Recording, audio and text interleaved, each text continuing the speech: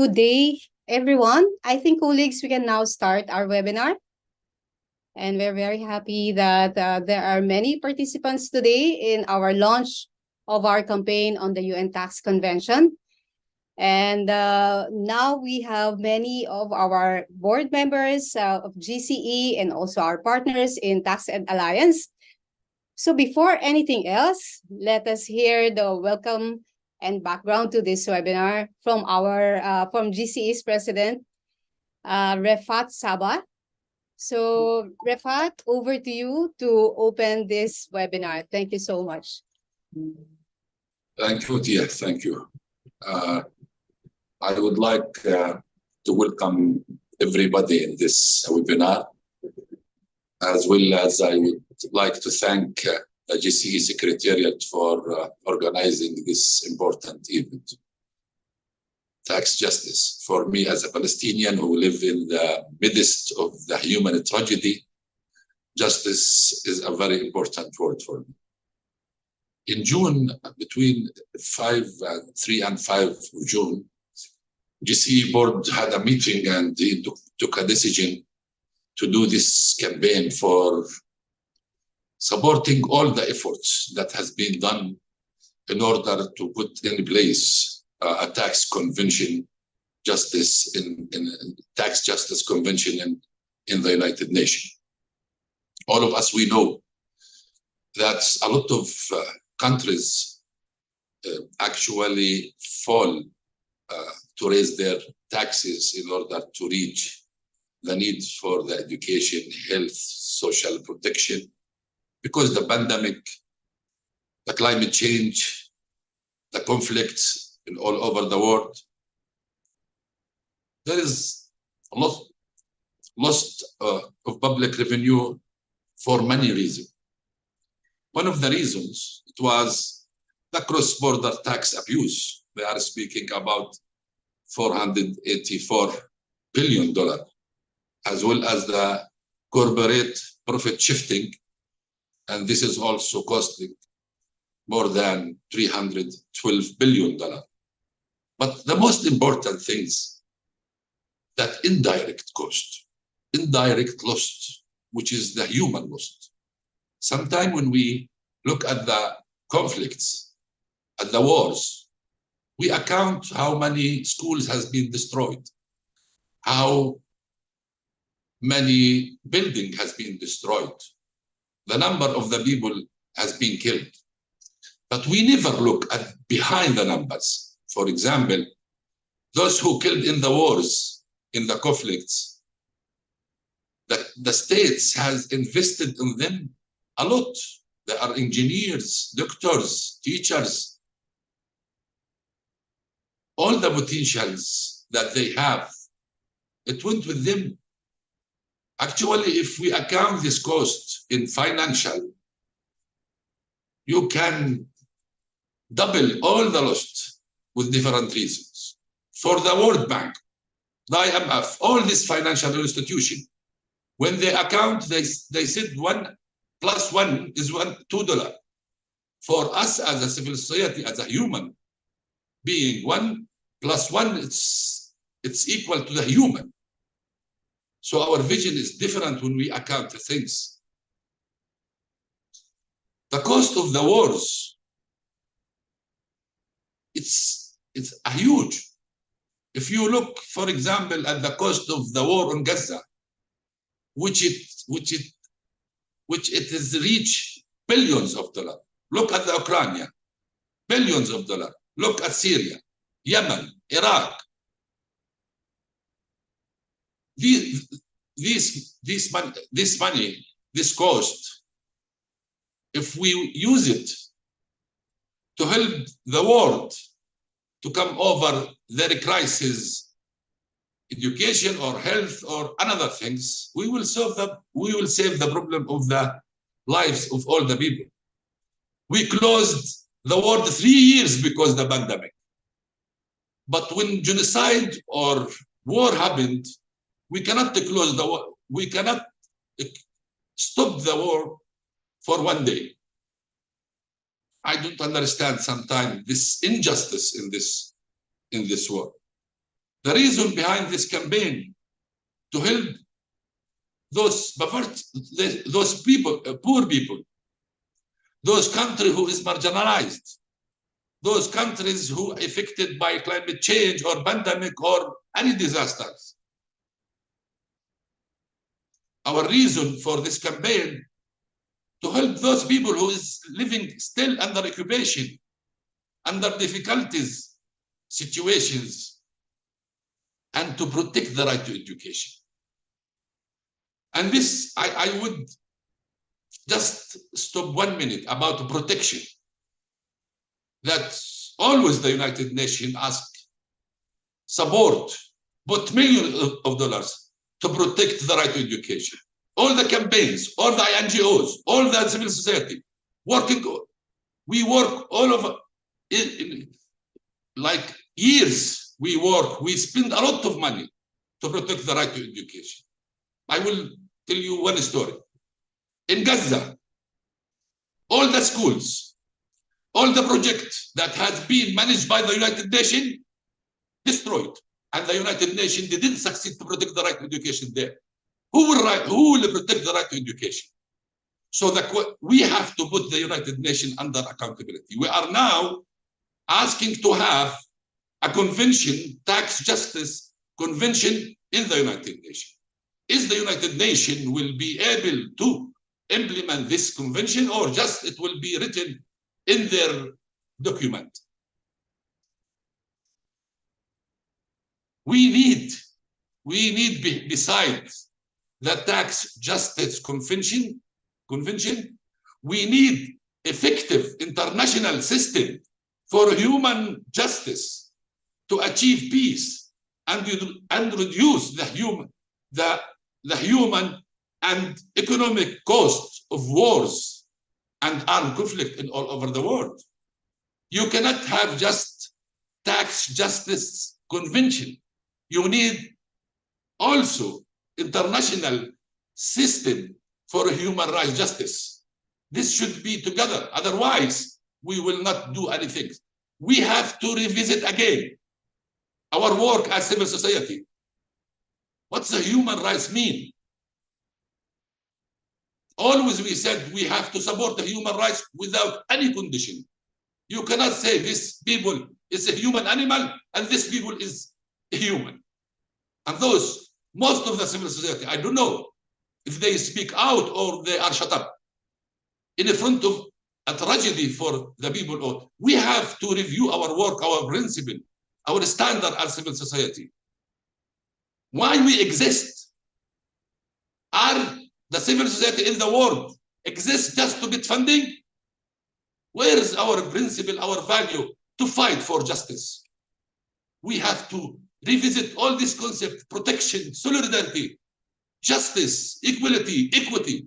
We have to revisit our role as a civil society. Otherwise, we will serve those countries. Let me say to you, we are asking tax justice convention in the United States. Why? We in the world, in the North, we pay tax to send women to kill other people. We have to questionnaire ourselves also in this. We have, as a civil society, to raise our voice very loudly. We cannot just implement activities without any kind of a standard, principle, values that we have to protect the humanity from being destroyed. I know that sometimes the difficult period also we learn a lot of lessons. We have to revisit ourselves, what we believe, what we did, and to come from there in order really to protect the humanity. Europe, after the Second War, what they did, they went deeply to their history and what happened in the First War and the Second War. And from there, they built their culture of the human rights. The Europe, the American, the North, they have also to revisit the values, the standards that we are using in order to protect the humanity. All of us, we have to keep our humanity. Otherwise, if we lose our humanity, all the world will be legitimized to kill each other. The justice for a human is much important, even the justice for something. If we don't link the Tax Justice Convention with the human rights, we are doing nothing. Thank you. Thank you so much, Refat, for reminding us of our role as civil society in really lobbying for human rights and protecting human rights and making sure that our governments are accountable. And it's very good that you talked about human rights, because this GCE event is also our contribution to the forthcoming Human Rights Day 2023. And the theme for the Human Rights Day this coming December is consolidating and sustaining human rights culture into the future. And what you told us about the war in Gaza and also tax justice, securing financing for ensuring human rights is very important in the discussions. So thank you so much, Refat, for your impassioned speech. And we know that it's very difficult there in where you are residing. So we are always in solidarity with our brothers and sisters and colleagues in the region. Thank you so much. At this point, I would like to call the global coordinator of the Global Campaign for Education, Mr. Grant Casuanjete, who is now going to talk about the background to our campaign, how the UN Tax Convention is part of our overall education financing work, and how it builds on the GAWE 2023 campaign on decolonizing education financing. So over to you, Grant, for the background of our campaign. Thank you so much. Okay, thank you so much, Stia.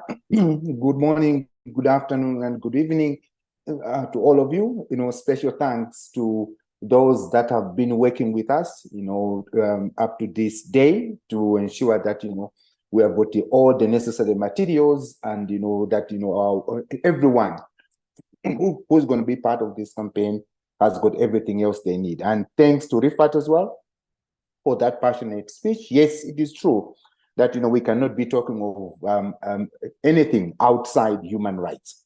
And as GCE, we believe that even education is a human right. And we always want everyone to look at everything else from a human right angle. Well, the reason is that once we look at all of these things outside human rights, they just become transactions and there is no anything meaningful to them. So thank you so much for really reminding us on the need for us to really revisiting our human rights approaches and things that are happening globally. And as Tia said, we stand in solidarity with the people in West Bank as well as with the people in Gaza. And we believe that, the ceasefire that has started, things will continue, and we call for permanent, ceasefire, not just these partial ceasefires, but, really permanent, so that life, can become normal again. So thank you so much for what you have shared on Rifat. As Rifat has said, the board took a decision in June for us to run this campaign. And, this is a build-up to our previous GAWE campaign that we have, for those that are not aware of this. Every year, the Global Campaign for Education has got one campaign that it runs, that brings civil society under one umbrella, under one cause, for us to really focus on one key issue. So last year, we were talking about decolonizing education financing. And this time around now, we are going deeper now to really unpack that, yes, as much as we're talking of decolonizing the education financing structures, what are the key issues that, as civil society, we need to begin to be engaging on? And one of those issues is around, tax justice. And we are so much happy to see that, discussions had already started within the UN around this process, and we felt that this is something that is very important, that we as civil society within the GCE movement, but also broadly, we should be a part of, we should be able to make contribution towards. And that is why, we are sitting today to launch, this campaign. I think, all of us, we have, through this process, we have been able to hear and to look at numbers that are really scary, even to pronounce, because, when you look at the amounts of money that are being lost, is really a lot. $480 billion. Wow, that is a lot of money to finance, education in total. And, when I look at these numbers, I always remember my own school time, when I was in Malawi learning in grade 5, grade 6, and I was learning under a tree because we were being told that government does not have money to build schools. But now, after I've learned and I see these numbers, I begin to question, to say, no, there are resources in the countries. And all we just have to do is to really focus on one particular area where all these resources are being siphoned out. And that is why tax justice is very important. If we speak to many governments today that you need to recruit more teachers, you need to provide learning materials, what they will tell us is that we do not have enough resources. But yet we see all these loopholes, we see all these funds that are being drained out. That is why as GCE, we are saying that, all of us now, we need to focus on where the money is. And we know that in these countries, these resources are there. And secondly, also, when you look broadly, after COVID, we know that the aid to education and to many other public services has declined. And we know that the only sustainable way on how governments will be able to finance their education is through their domestic resources. And how are they going to do that if a lot of their money is being siphoned out? That is why now we are saying that, it is very important for us now to focus, for us to come together as civil society to support the processes that are happening within the UN, so that, a UN tax convention can be agreed. We know that this will not be an easy road. We know that there are certain parts that are still opposing the process, but we know that we as civil society, we are resilient. We as civil society, we work hard to ensure that we are supporting those processes. We need to engage. We need to mobilize beyond just, all of us that are sitting here, so that, we can really make a meaningful impact into this important discussion. There is no better time, colleagues, to be looking at this campaign than now. For some of us, this is really personal campaign, because we have really seen what are the problems or that comes up in the country if the resources are not there. And we know what is happening. I remember that in my days, when it was raining, school was closed. There was no way you could sit on the rain, to learn. That was not the case. We would all go home and wait until when, the skies are clear and it is not raining. I do not want to see other young grants that might be coming up to also go through the very same process. And it is all unto us now to deal with all of this.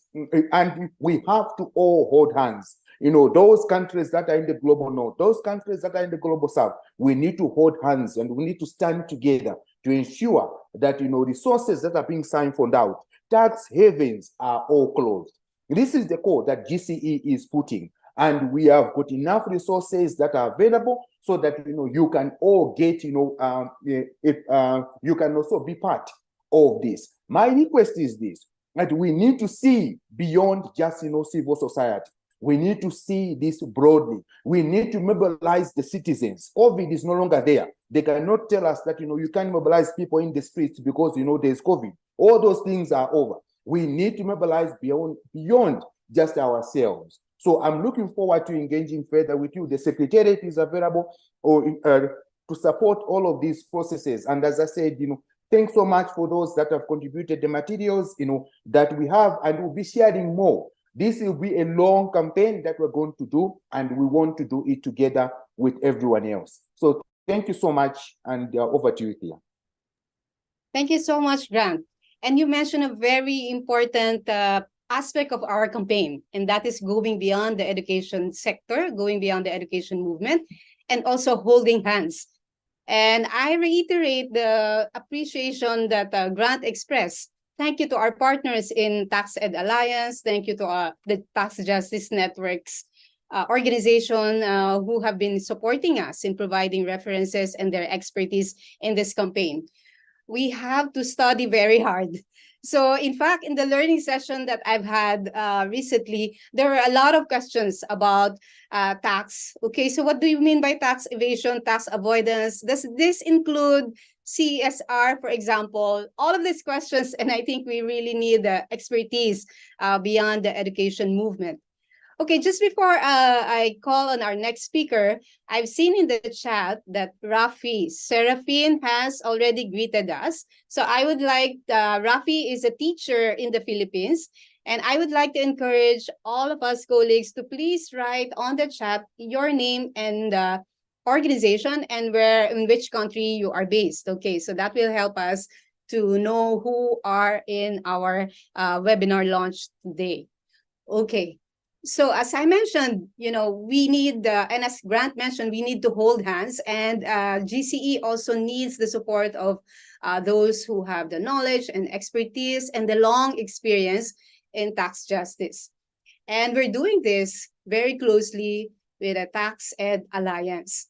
So here with us to share solidarity message and who has been supporting us is Ms. Ashina Mchumi.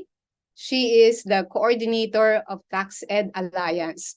So Ashina, over to you for your message. Thank you so much, Thea, and it's wonderful to see how many people have come out today to support this important launch, this significant movement for the GCE. My name is Ashina Mtsumi. I currently coordinate the Tax and Education Alliance, and really, as Thea has said, mine is just to take a moment of solidarity and congratulations to the GCE for launching this. It's very aligned with the spirit and the vision of the Tax and Alliance. Like Audrey Lorde has said, we don't live single issue lives. And it's so commendable now that we're not taking this on as a single issue, only from the one side of education that we have experienced, like Grant has said, same for myself over the course of my life, and all of the work that I've been doing has always been on education. And the constant frustration, the sticking point with everything we try to do is always the money. Where is the money going to come from? We can't afford that. We have other priorities. And it's so significant now that the education community is coming together, joining hands with the tax justice movement, and saying that the money is there. And we know what needs to be done for it to become available for education and for other public services. So this is a very momentous and inspiring development and movement. I trust that other public services also will be inspired by this and follow suit and also join in this push, because truly it's working for all of us. Sorry, I hear that I'm breaking. Can you hear me better now?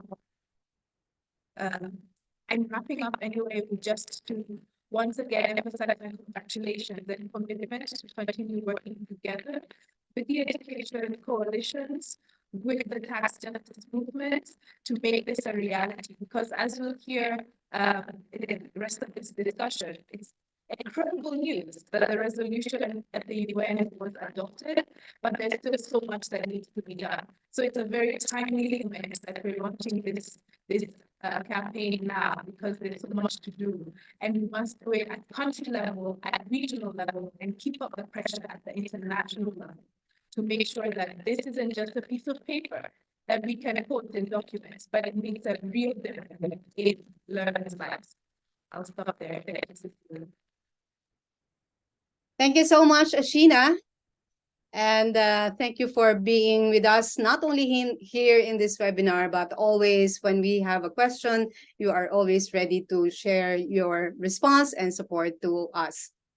Okay, colleagues, now I would like to start a short poll before I share with you the agenda, just to know who are in this webinar and if you have experience in tax justice work. So I would like to ask my colleague, Salma, if you can start the poll, please.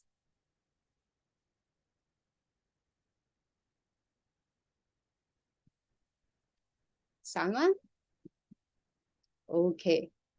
Okay, so to all colleagues, there are two questions No, this will be the second poll. So maybe we do the first poll first. Yeah. One moment. Yeah. Can we do the first one, Salma?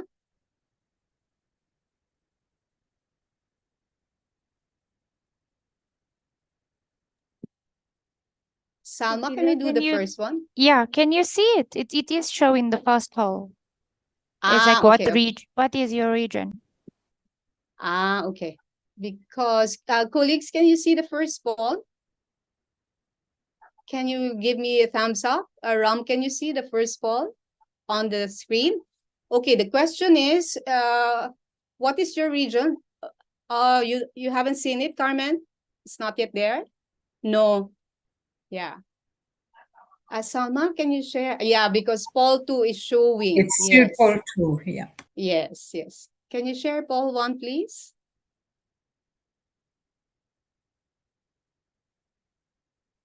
Okay, so colleagues, if you click the back, you'll see poll 1. And the first question is, what is your region? Or from which region do you come from? Can you click on the response? No, I don't think, Salma, it's working. It's showing on my side. I'm not sure why you guys can't see it. I'm ending it. I'm relaunching it. Okay. Yeah. I think it shows. Maybe it's a bit slow. Now it is working. If you close poll 2, you have it in front of you. I think that poll 1. Okay, great. Okay. Okay, so now it's working. So first question is, what is your region?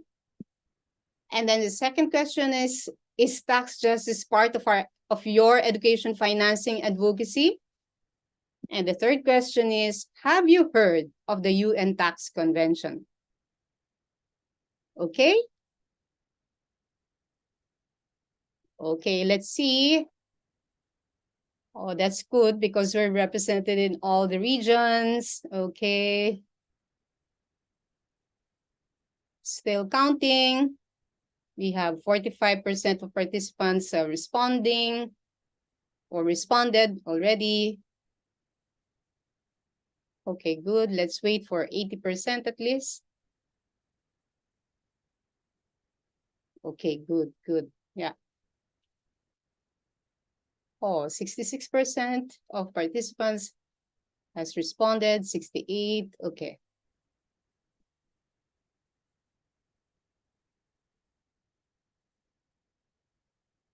Can't see the question, Rafi.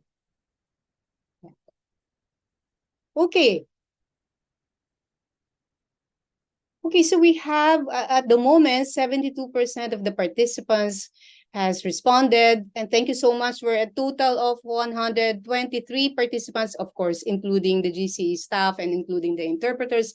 Nevertheless, we are many in this webinar. And 9% comes from Africa. So thank you so much. And then from the Middle East, 1%. So thank you for participating, our colleagues in the Arab and Middle East constituency. Asia Pacific is the highest, 72%. And Europe and North America, 12%. And then Latin America, 5%. So thank you so much for participating. Is tax justice part of your education financing advocacy? Yes, 48%. Yes. Yes, it is part. Okay. 30% said not yet. Okay, so we have a lot of convincing to do and a lot of capacity building to do. But yeah, we're going to work together on tax justice. And then 22% said not sure. Okay, so let's see, maybe at the end of this webinar, we will know maybe this statistic will change. Have you heard of the UN Tax Justice? Oh, okay. 50% said yes. Okay, so Liz and Carolina and Maria, so 50% of them said yes, they've heard of the UN Tax Convention. No, 28%, and vaguely 23%. Okay, thank you so much, colleagues. That gives us an idea of our experience, who we are, and what we're doing. Okay, thanks, Salma, for doing the poll. Okay, colleagues, we are now going to discuss the agenda. What are we going to discuss today? We are just going to discuss 3 points. One is we're going to look at the state, the global tax abuse happening worldwide. What are the findings of the State of Tax Justice 2023? And we are going to listen to that. And then we are going to learn more about the UN Tax Convention, because as you said, 50% already heard about it. But what are the details and why is it important to engage the UN Tax Convention? And will this UN Tax Convention have implications in our country? And how will it bring in, changes at the country level and also at the international level? Okay. And then the third part of our agenda is really for all of us, to give comments and to share, our thoughts about the campaign. And you can also share your perspectives in terms of the global tax abuse and also the campaign in your region. So that's about it. We're going to do these 3 agenda items in our webinar. Okay. And then our objectives really for this webinar is one is to learn, because we know there's so much to learn. One is to collaborate. Okay, what is possible? How can we work together? And of course, very important to see, and Grant said, it's really alarming that the statistics that we are seeing globally, to see the depth of the problem that are amidst our realities in terms of tax injustice worldwide. Okay, so this is what we are going to accomplish. Hopefully we accomplish, and of course build our camaraderie towards the campaign in the coming months and also in the coming years. Okay, so now let's go to the first presenter. Okay, to talk about the State of Tax Justice 2023, the findings of this report. And this report was done by Tax Justice Network. And with us, we have 2 speakers. So the first one I'm going to call, as mentioned earlier, Carolina Rodriguez Finet. She is the researcher and advocate human rights and education in the Tax Justice Network. And together with Carolina is Liz Nelson. She is the Director of Advocacy and Research of the Tax Justice Network. So colleagues, let's welcome, shall I say, our experts and with long experience. No, okay. So Liz is saying no. And please share with us the findings of the State of Tax Justice 2023 for us to understand deeply what is happening globally in terms of global tax abuse. Over to both of you. Thank you. Hello, everyone. Thank you so much, Cecilia, and all the GC Secretariat for inviting us into this conversation. I also want to thank all of our fellow panelists and everyone who has joined the webinar today to talk of such an important topic, and as well of us as our interpreters for facilitating the conversation in different languages. So just to make sure, can you hear me well, see me well? Yes, okay. So I will start sharing my presentation. Please do share with me if you can see that. Okay. Can you see you well? Okay, great. So just before we start talking a little bit about the State of Tax Justice report, as Cecilia mentioned to us, I wanted to share with you a little bit of who is the Tax Justice Network and what is the report, so that you understand why is it important. So at the Tax Justice Network, I think you can still see me. Okay. So at the Tax Justice Network, we are working daily to share with governments and equip governments towards reprogramming their tax systems and making sure that we're battling inequalities, battling corruption, and also strengthening democracy through our tax systems. And one of the main tools that we have for that is the State of Tax Justice report, which is launched annually.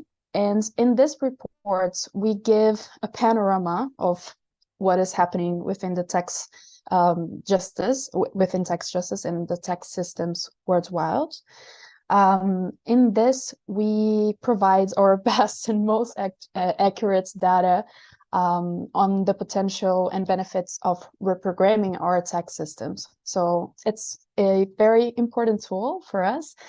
And I hope this is also really, really useful for the work that the coalitions will be doing. So first, before we think about that, I wanted to also correlate why are we talking about tax justice and what is the relation with human rights really quickly. So for us, when we talk about this connection, we're talking about the potential that tax justice has to support human rights. And in this sense, we talk about raising revenue, which I will be explaining within a little bit this concept, but talking about revenue, about redistribution, talking about repricing public beds, and most of all, to create a tie between community and civil society and the government. So when, for example, a person trusts their government that they're making good use out of their taxes towards public health, public education, security, this creates a more an environment with more trust in the governments. And so this is a tie, this is a connection that is created through taxes. And when we talk about these concepts I mentioned, so for example, revenue, redistribution, we're talking about benefits that come directly from taxation. So we talk here about 5 R's. So this is for us just to make it easier to understand these benefits. The first one related to education, and that we're going to talk probably a bit more during this debate, is about revenue. So creating enough funds, right, for public services, for infrastructure, for administration. The second one is about redistribution. So to use taxes as a tool to battle inequalities. So to make sure, for example, that multinational corporations and wealthy individuals, they pay their fair share, and that this is redistributed through society, for example, providing public services, providing infrastructure. So this is the second R that we have here. The third one is repricing. So it's using taxes as a way to disincentivize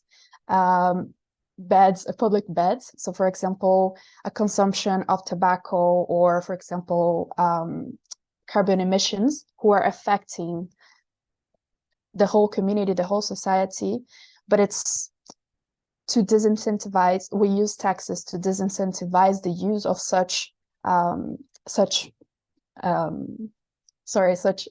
public beds. So then, for example, if you raise taxes on this kind of product, and then you don't use it anymore for such, you diminish the use of that, it's a way of controlling the effects that they cause within society. Then we talk a bit about representation, and it's where I mentioned a bit before. So then when you have this connection between taxes and making sure that they are being used for a good reason, that they have been they're holding people accountable, governments accountable, and making good use out of that for society, for example, with public services, and thus creating a feeling of representation, feeling that this government is actually representing the needs and the wishes of that society.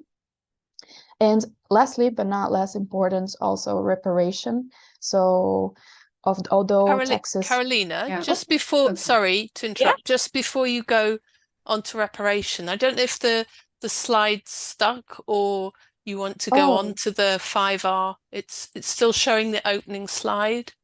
Oh, still the first one. Thank you. That's it. Yes, Perfect. okay. Sorry for that. So, Thank you, no, Liz. no, I'm sorry to interrupt. All right. And the last one then is reparation. So readdressing, although tax cannot undo the harm that has been done in the past, it can for sure help readdress historical and colonial legacies between Global North and Global South, for example. So now that we have in mind a little bit what is the connection between tax justice and human rights, why is it important, and some of the benefits that we can get from taxes, I want to jump into some of the data from the reports, which is, can you see now? I changed the slides. Am I under the slides? It's still on the Still 5 not hours. Okay. That's it. It's Okay. changed now. All right. And just Um, can you put it on presentation mode? Sorry, Carolina, so many. Yeah, Yeah. I have it on. This is Okay. what I have it Ah. on presentation mode, but for some, can you That's see it okay. now? Yeah, I can see. Thank you. Okay. So I want to dive into the findings from the report. So as Grant was sharing with us about the 48 billion US dollars that it's lost annually on tax abuse, this is what I want to explain a bit better, where it comes from and who's causing that. So this is probably the most, for me at least, the most daunting figure that we have. So showing how much annually we are losing for tax abuse. And this is for for those who are maybe not familiar what I mean by tax abuse and what I mean, where do we get these figures from? I'm going to explain real quick. So when we talk about this 48 billion, yearly US dollars that we're losing, we're talking about two types. So the first one is cross-border corporate tax abuse by multinationals. And this translates basically as when a multinational corporation is declaring their profits in a different country that has a lower tax jurisdiction. So instead, for example, of a company declaring their profits in the place where they make their profits, they declare it somewhere else in order to pay less taxes. I hope that makes sense. If not, let me know. But this figure, so from this part, we are losing 311 billion US dollars a year. And to add to that, we also have offshore tax evasion by wealth individuals, which means basically that wealth individuals who are hiding their fortunes in a different country as well, with lower tax jurisdictions, in order to pay less taxes. So instead of declaring the place that that person lives and works, they are keeping it in another country that has a lower tax rate, for example. And in this case, it's 169 billion US dollars a year that we are losing, that governments and society is losing. So just combining those, we get to the number of 480 billion US dollars a year. So indeed, Grant mentioned that this is very scary and very challenging numbers. I do agree with that. I think it's something for us really important for us to pay attention to and to act upon. And now I hope I will go back here just to make sure that you can see my screen. I want to show who is responsible for that. Okay, so according to our data, when we look at the first category, so for example, that we were talking about, so cross-border corporate tax abuse, people, multinationals who are declaring their taxes somewhere else that has a lower tax rate, we see that OECD countries and their dependency are responsible for around 70% of those losses. The axis of avoidance, which you can see here, means the UK with overseas territories, crown dependencies, Switzerland, Netherlands, and Luxembourg. They together are responsible for around 50% of those losses in this category. And then the UK Second Empire, which is the UK together with network of overseas territory and crown dependencies, are responsible for over 20% of those losses. And in the second category that we discussed, we're talking about offshore tax evasion, so by wealth individuals. So then again, when a person hide their assets or transfer their assets to a country with a lower tax jurisdiction in order to pay less taxes, then in that case, it's even more daunting. The OECD independencies, it's over 90% responsible for that. The excess of avoidance, over 60%. And the UK Second Empire, around 50% are the countries who are inflicting those tax losses. So it's really, really interested to see both the numbers and both where is this coming from. And the importance of looking at that is for us to see, right, what is the problem, who is causing it, and for us to think about how can we address that. I also wanted to show here the absolute terms. So when we look at that, for example, the whole amount of 480 billion US dollars were lost annually, we see, making sure that you can see that, we see that higher income countries are losing every year 426 billion US dollars. And this we're talking in absolute terms. So we're talking about the whole amount of money when we have added up all the money from all those countries, they lose 426 billion US dollars. And lower income countries lose around 46 billion US dollars every year. This is for us just to have an overview, but what I really wanted to take a look directly at is in public education expanding and how we see that on a percentage. So when we look at that percentage-wise, we see that countries who have low income countries are the ones who are losing the biggest share. So from what they have in total of money to spend in education, low income countries are losing around 19% of that share to tax abuse. So imagine that 19% could come, if extra could come for us if it wasn't for tax abuse. This is a big loss if we consider the public sector, the education sector spending. And it comes to 12% in higher income countries. So lower income countries being more affected than higher income ones. It's even more preoccupating because the share is smaller, the budgets are smaller, and the share of that it's being lost, it's even higher. And that's something for us to think about and to reflect. And when we see that, when we understand, okay, this is tax justice is important for human rights, this is how much we're losing every year, this is being done mainly by higher income countries, and lower income countries are the one losing the most. I want for us to take a look at this image. Maybe I think quite a few people might remember this image. This is the voting panel that was last week for the UN Tax Convention. So when governments were voting either to approve or not the UN Tax Convention. And in here you can see, for example, the countries who are in green are the ones who voted for Carolina, sorry, can you move on your go back? Thank you, Liz. Can you see it? It's showing the map at the moment, not the voting. Okay, let me see that.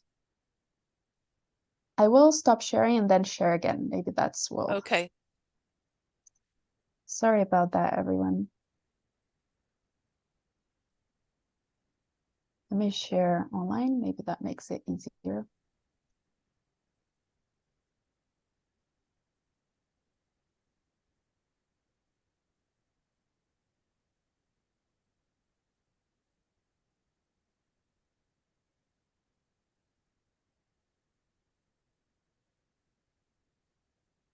Okay. Can you see it now? Yeah, can see it now. Yeah. Perfect. So yeah, now that you can see it, so this is the voting score that we had last week for the UN Text Convention. So the voting to approve or not the UN Text Convention. And if you see that the countries marked in green are the countries who voted for a UN Text Convention, so in favor of that. The ones in red are the ones who voted against. And the ones in yellow are the one who abstains, the ones who abstains for that. So when we look at this, it's very interesting, but I wasn't really, at least for me, I wasn't really getting a full picture of how, what does that mean and how is that distributed. So I wanted to share it like this, and maybe this makes it a bit more clear.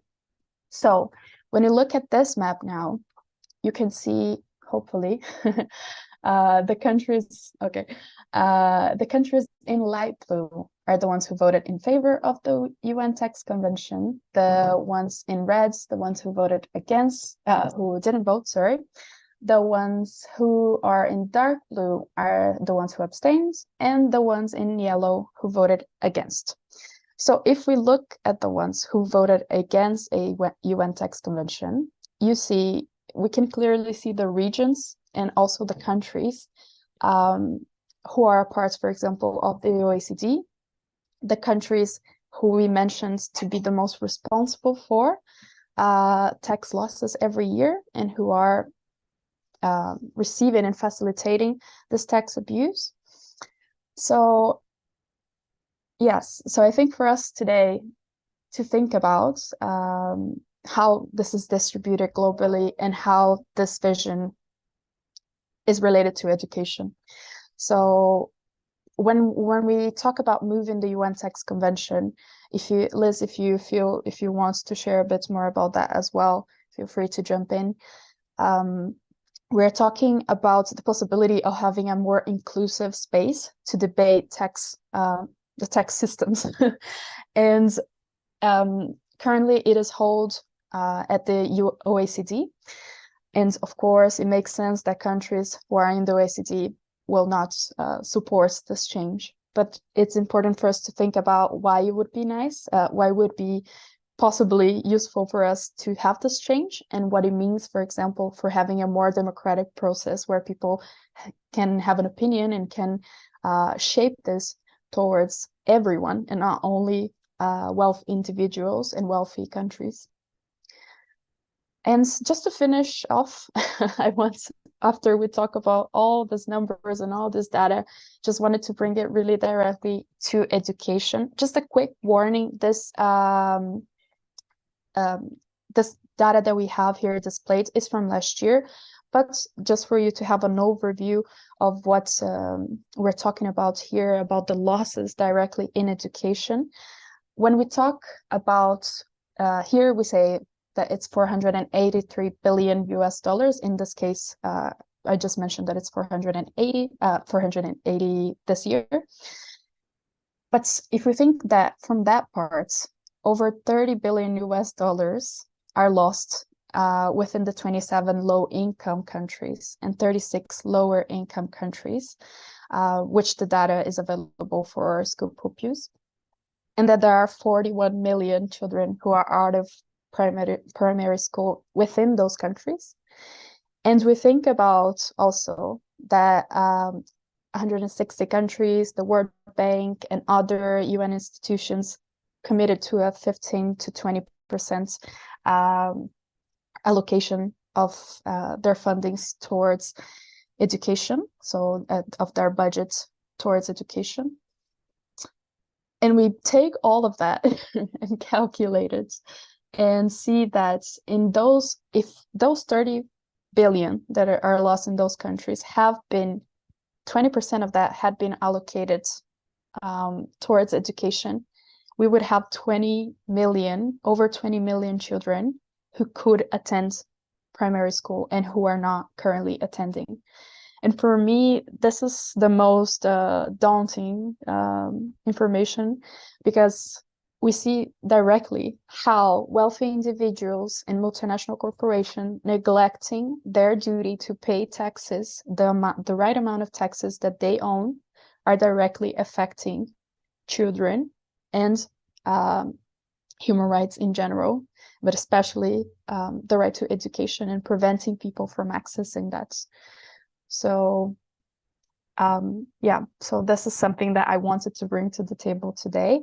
I don't want this to be all of us just being really sad about the situation. I want this to be fuel for us to talk about it and understand why is it important for us to act upon it. So really excited for the GCE to have this campaign, and for the partners at the TechSed Alliance as well to be joining this discussion. I also have a few further resources that we can share with everyone after our events, just in case you have any questions, in case you want to dig deeper into this conversation. But that's it for now. Thank you so much. I hope this was helpful. And if you want to access the reports as well and take a look at the methodology, all the results, I also will leave the link. Thank you so much. Okay, thank you so much, Carolina. Thank you for that your presentation. And we have encouraged our colleagues to write their questions on the Q&A. So there are 3 questions, but the other one is really just asking if we can share the presentation. Yes, we are going to share the presentation. Thank you. But there are 2 other questions there. So can you please kindly respond? Either of you can respond. Okay, thank you so much. And I think there's a lot of questions also, like on the Q&A, they were saying, how can you say that it is tax abuse? You know, what are the parameters that we use to define that this tax loss is because of abuse, and so on and so forth. So this will be very helpful for us. And as I mentioned earlier, you know, like there were questions about how about the corporate social responsibility? Can you say that that's also tax abuse? So a lot of questions coming from the discussions on UN Tax Convention and overall tax justice. Okay. So colleagues, we don't have time for open forum, so please use the Q&A, and then we have our speakers who can respond to your questions. And so now we move over to the next presentation. We know 50% of you knows about the UN Tax Convention, but with us is Maria Ron Balsera, who will share with us the details of what's happening, how it happened, and what's going to happen in the coming as we think about our advocacy. It's very important to look at, you know, what's the context out there. You know, we're just so that our advocacy is really informed by the realities and the politics that are happening globally, and also looking at our country context. So over to you, Maria, for your presentation. And Maria is the Director of Program of the Center for Economic and Social Rights. So thank you, Maria, in advance. Over to you. Thank you very much, Tia, and thank you very much, GCE and all the colleagues. So nice to see so many familiar faces and names. It's brilliant to be here. And it really is a time to be celebrating. Carolina has already covered really well the importance of tax justice for financing education.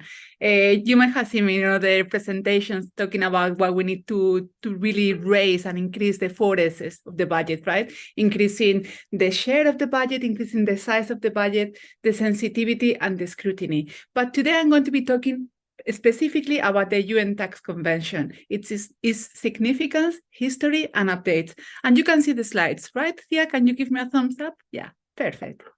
Thank you. So now let's hope that they transition well. So where are we right now? Okay, for many of you, maybe things are starting today. For some others, a big number as well, things started exactly 1 year ago on the 22nd of November, 2022, But this has been a long struggle. We are talking about decades of tax justice activists and academics and many governments as well, just like fighting for these issues, just to bring the tax discussions at the UN level. But just last year, on the 22nd of November, 2022, it was going to be a vote. The Africa group put a proposal, tabled a resolution. And this caused a lot of tension already, because mainly the rich countries, the OECD, didn't want them to table this, because most of the global tax discussions are actually being held at the OECD, which is the group of rich countries, right? And they have this monopoly of the decision-making. I think it's worth mentioning that the OECD was established when the countries were colonial powers, right? And I think that it still has that legacy, right? And also in terms of the mandate of the OECD, it's very much representing the interests of the rich countries. But you might have heard of the base erosion and profit shifting, which is something that the OECD has been dealing with, because they are not oblivious to the fact that, as Carolina mentioned earlier, like nearly $500 billion are lost annually on tax abuse, right? So they have been working for a decade, working on these BEPS, the base erosion and profit shifting. And what they have come up with is called the OECD deal, and it's based on two pillars, Pillar 1 and Pillar 2. And some of you might have heard that one of the pillars is about the minimum corporation tax. And those of you who have been paying more attention would know that this minimum corporation tax went from 25%, which was what many of us were asking, the FACTI panels, etc. It went down to 15%. And you might think, oh, well, it's a minimum, so you could always go higher. But in reality, it's going to become a ceiling. It's going to become a maximum, and countries are really going to be losing a lot of money. And although many countries have agreed on it in principle, we are strongly advocating and really advising countries not to ratify it, because this would represent almost like a blank check, okay? But I'm not going to be talking about the OECD. I'm just like giving you a little bit of a background. So in the middle of these discussions, right, the Africa group decided that these global tax cooperation discussions and agenda settings should really be held at the UN, the United Nations, at the UN. So they decided to go for it, and they were going to go for the vote. And this was almost seen as it's almost like a nuclear vote, in the sense that it's just their majority. The OECD is a minority in the world, and the group of the G77 countries actually represent 127 countries, right? So they are a majority at the UN. So in the end, all countries adopted by consensus this resolution to start negotiating, the tax issues at the UN. That was in November 2022. Since then, Antonio Guterres, the General Secretariat, invited some people, academics, activists, to send some suggestions of what we should be dealing with. So that was in December 2022. And in February, the invitation for academics, etc., was in February 2023. And then after informal briefings and consultations, there were some reports. And the report, that the options that were offered were three. The first one was a UN convention already formed, and everything is very comprehensive, almost like a contract. Option 2 was the UN Framework Convention. And option 3 was more like UN tax cooperation, but almost like a declaration. So options 1 and 2 were legally binding. Option 3 wasn't. Okay? So there were a lot of negotiations. At the beginning, they were open. Later on, they were behind closed doors. Okay? And in the end, the Africa group, is led by Nigeria, as in November, presented a draft resolution. At first, they were advocating for option 1. And then, after all the discussion that they were having, they were compromising on the option 2.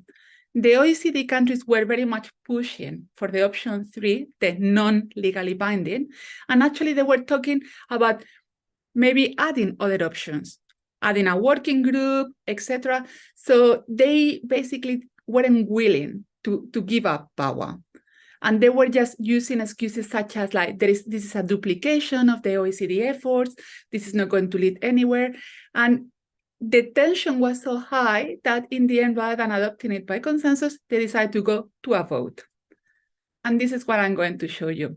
Not only went to a vote, but when the resolution, which was already a compromise resolution in the sense that the Africa group was already saying, okay, we don't need to be going for option 1, we can be going for the option 2. We could just have the skeleton, right, of a UN tax convention, but then we can be deciding in this framework. So we will be deciding on the terms of reference, and then a little bit like the COP that we have for the environment, like, for the climate, we could be like adding to this. So this was put to vote, and before the UK presented an amendment. They wanted to change what was already presented in this draft resolution that was tabled by Nigeria on behalf of the Africa Group. And the UK wanted to remove particularly the word convention. So they just wanted to remove the legally binding aspect. So you can see here that only 55 countries voted in favor, and they basically represent OECD countries. So you can see the European Union bloc, you can see US, you can see the UK, and you can see that most of the countries voted against, 107, and with 16 abstentions. Okay, so the UK amendment that wanted to water down this resolution wasn't approved. And then they moved to the vote on the resolution. And this is something that Carolina has already covered. So it was approved by a landslide of 125 countries. 48 countries voted against, and they have a lot of the political power, right? So this is not to completely ignore them. But as you can see, there is a great majority, and that's it. Although the OECD is very influential at the UN level, where countries have equal voice, they are not so influential. They are a minority. And this is afterwards and beforehand, countries were invited to explain if they wanted to, why they were voting like that. There were some, and I really encourage you to watch, particularly the South Africa intervention was amazing. And all of the papers that were written before in support of the UN Tax Convention, as well as, the Financial Times, that they publish an article showing that the countries, particularly the OECD countries, weren't negotiating in good faith. They were just trying to block. They were very much blockers and trying to persuade other countries not to vote for the resolution. So it was a real struggle. And as civil society organization, we were getting intelligence, but it was really difficult to get intelligence. And in fact, there was a lot of misinformation in a way, and countries just portraying to put a really strong face, saying that they would never allow that. And we saw that some of the countries, actually, even some of the OECD countries, they voted for abstention, such as Norway and others. But we also see that Colombia, for instance, and Brazil voted in favor of the resolution. Sorry. But in terms of the arguments that they mentioned before and afterwards, those who voted against the resolution, they were just saying that the Africa Group didn't compromise, right? Even when they have moved from option 1 to option 2, which is the Framework Convention. They were talking about the duplication, saying that the OECD has already all the technical expertise, and there is already an OECD deal in place, which, by the way, is not approved at all. We are still far from it.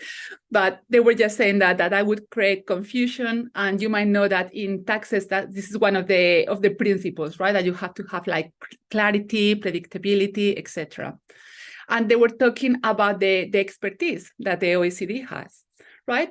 Those who voted for the resolution, they were saying that the OECD can never be a global agreement because it's actually being led only by rich countries and imposed on others, right?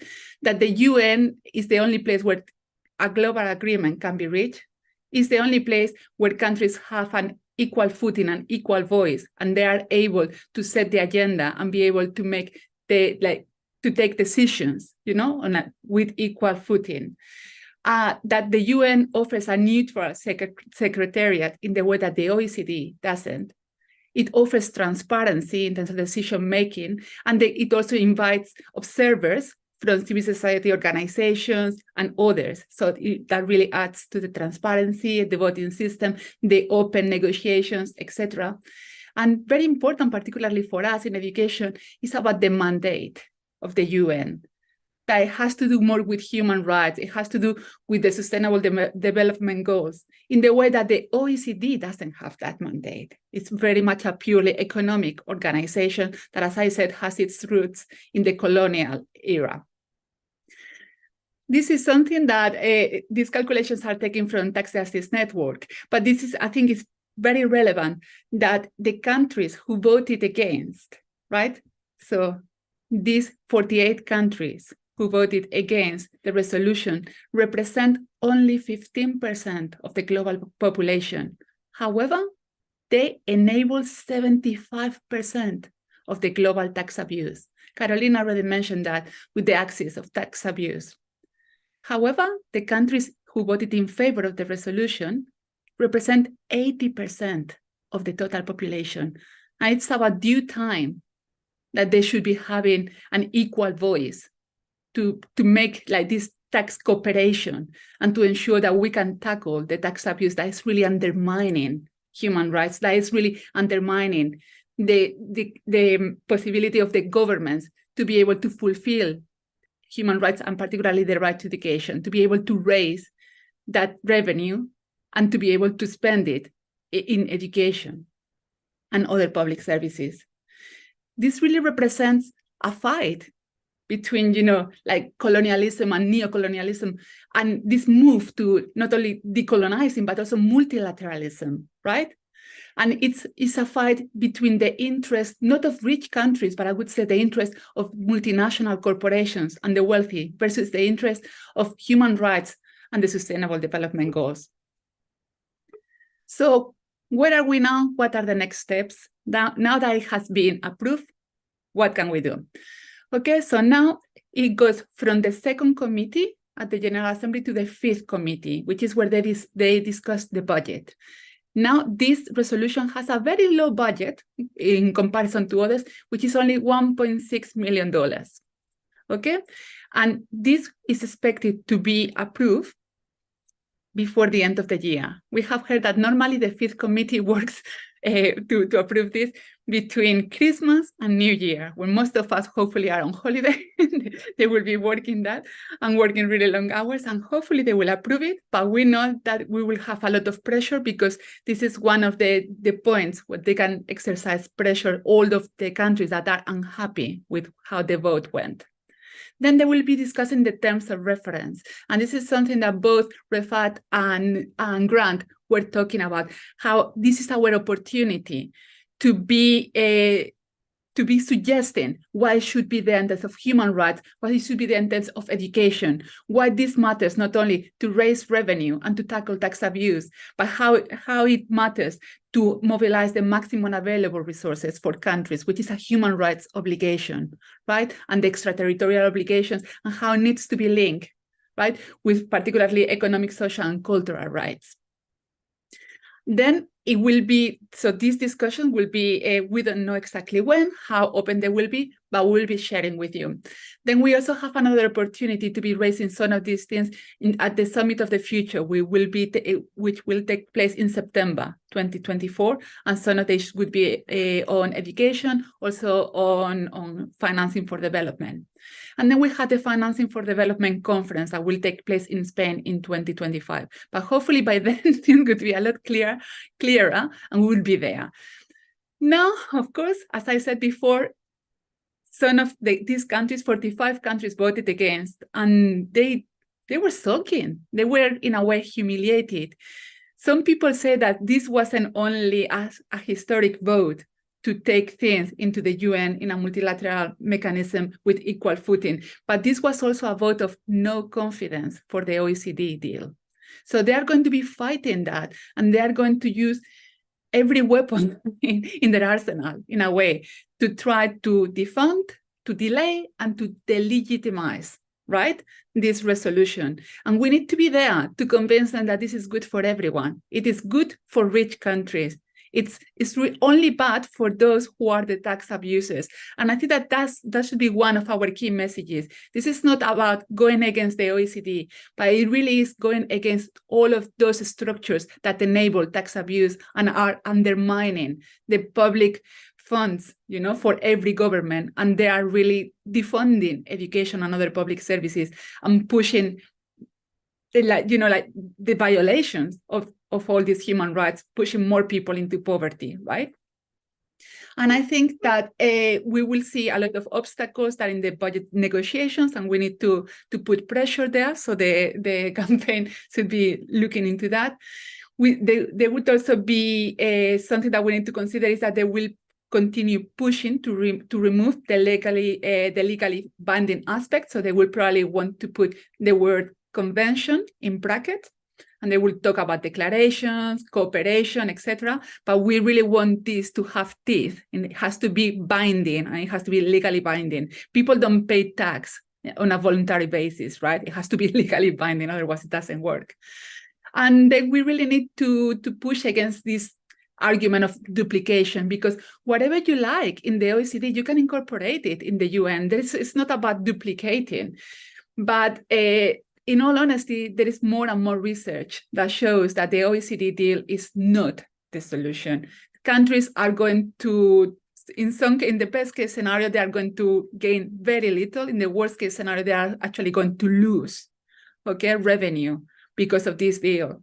And this is something that I'm sure that, you know, our colleagues at Tax Justice Network will be very willing, and happy to explain more. And we can also share some statements that there are out there that are trying to persuade governments not to ratify the OECD deal, because it really is against their interests, particularly for low and middle income countries. So what are my suggestions? To join forces. We really need to break silos, to come out of the tax justice bubble. And I think that we have been doing very well. And this is that the fact that the GCE is taking a lot more interest in tax justice, and you are taking this as your campaign, shows really that we are willing to engage with taxes, because we know that it is essential for financing human rights. It's essential for financing education it's really the only sustainable solution that complies with human rights, because otherwise we will have more debt, otherwise we will have more privatization, because the money needs to be there. And most of the money is being used to pay for teachers. And we know that there is a massive lack of teachers, right?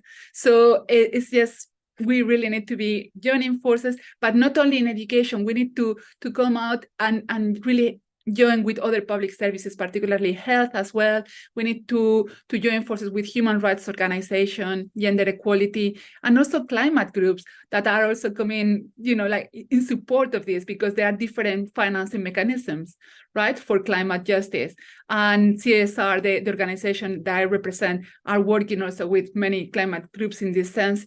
We really need to link up more with the unions, and Education International is definitely one of them, but also Public Services International, ETUC, etc., more activists. We see that we are receiving a lot of support also from churches as well.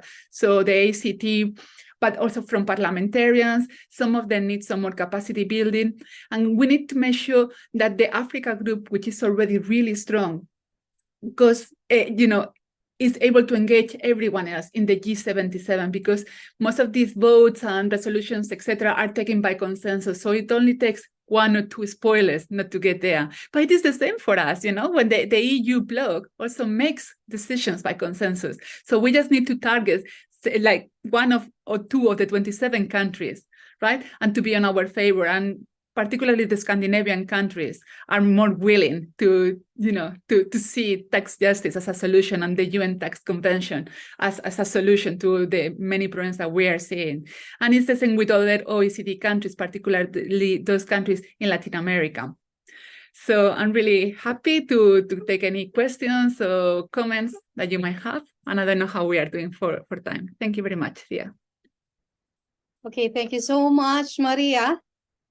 And thank you for sharing that the timeline and how all this happened and where are we now in terms of the alignment of countries and what will happen in the next few years to come in terms of the UN Tax Convention.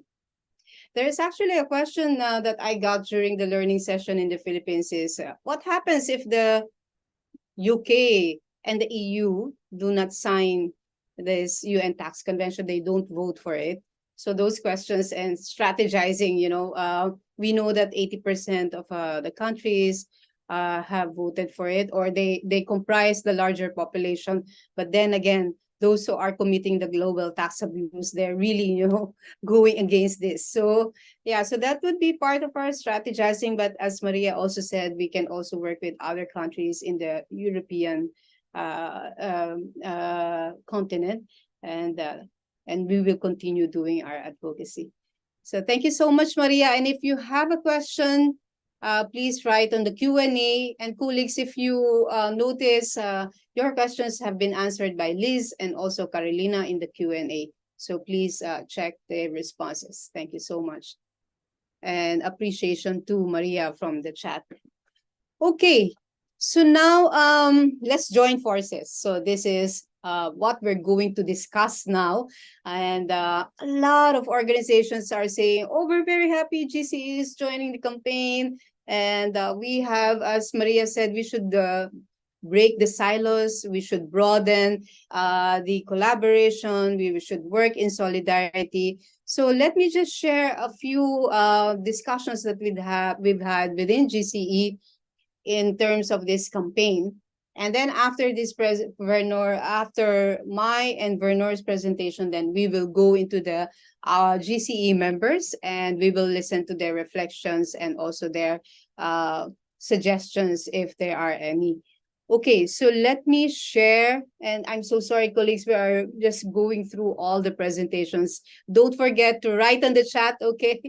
And I see Laura has written on the chat and also the Q&A. Okay, so let me share what GCE will be doing, and GCE means all of us in the coming months and also coming years. As Maria mentioned, the financing for development will happen in 2025, and we will continue our engagements in all of these platforms. Okay, let me just put on and share my screen. Okay, colleagues, one moment.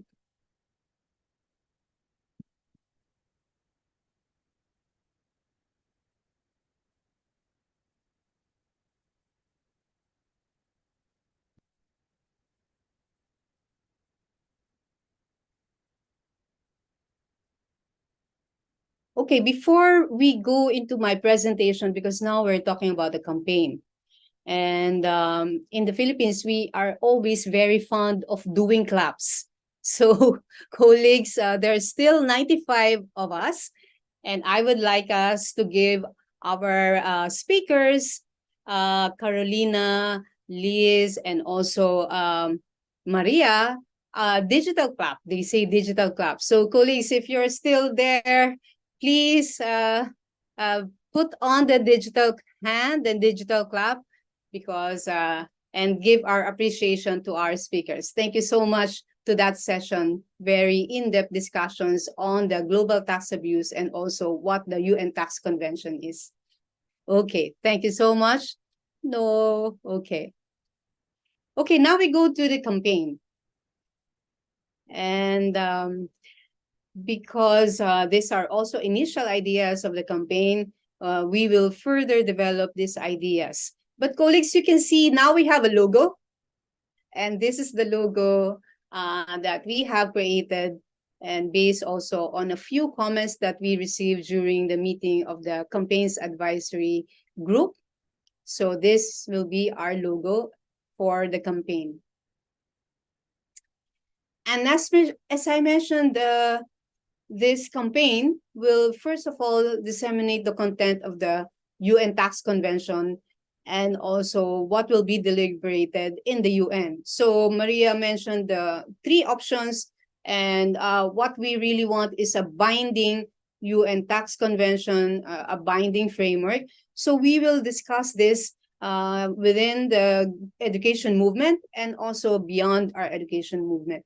There are a lot of questions, perhaps, also on what's the implications and what will be the benefits of having the UN Tax Convention. How will this affect education? How will this affect public services? How will the taxes flow, back to the country? So there are a lot of questions. But first of all, we need to create that awareness that there is indeed a discussions on the UN Tax Convention, and all of our governments are voting on this and deliberating on this in the UN. So that's very important. Secondly, in our campaign, we want to engage the decision makers and create awareness on the UN Tax Convention. Actually, we also received questions like, will civil society be part of the discussions at the country level? Will the government consult the people also on their position on the UN Tax Convention? This is something that we should push for, because this should be a public discussions as well at the country level and not only at the global level. Civil society should have access to the discussions on the country position on the UN Tax Convention. But we all know, colleagues, that this is something that we work for, we reach out to. So we can reach out to our ministries of finance or the tax ministry, or even the Ministry of Planning, or our permanent representatives in the UN. So this is something that we will do as part of our campaign.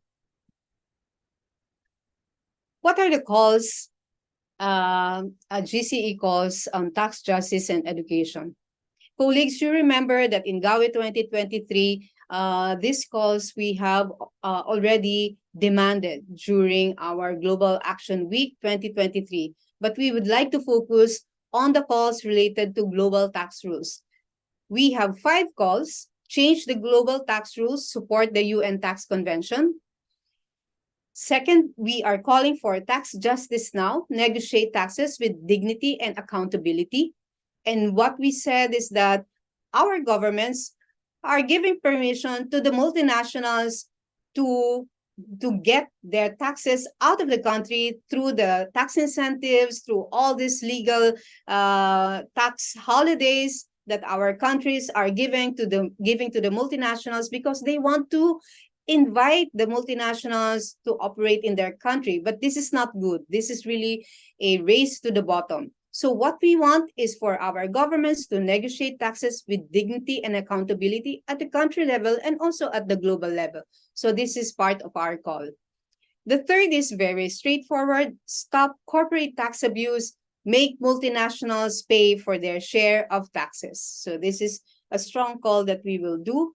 And then, of course, building on GAWE, we will say tax space for education and public services. We had a meeting earlier in the Philippines, and part of the meeting is a colleague coming from the Public Services, PSI, Public Services Incorporated, and she said we are also pushing really not only for education, but public services. And this is indeed also our framework within GCE. And fifth, people's voices in taxes and international tax cooperation. It's very important that we have a say in the discussions, either at the country level and at the global level. And if there are regional level discussions on the taxes, it's important for us to engage those as well. These are the GCE calls for tax justice and education. But we know that as we go in our campaign, we will have more specific calls, and we will always consult with our colleagues in the tax justice movement and also TaxEd Alliance on specific calls that we would demand during the discussions on the UN Tax Convention.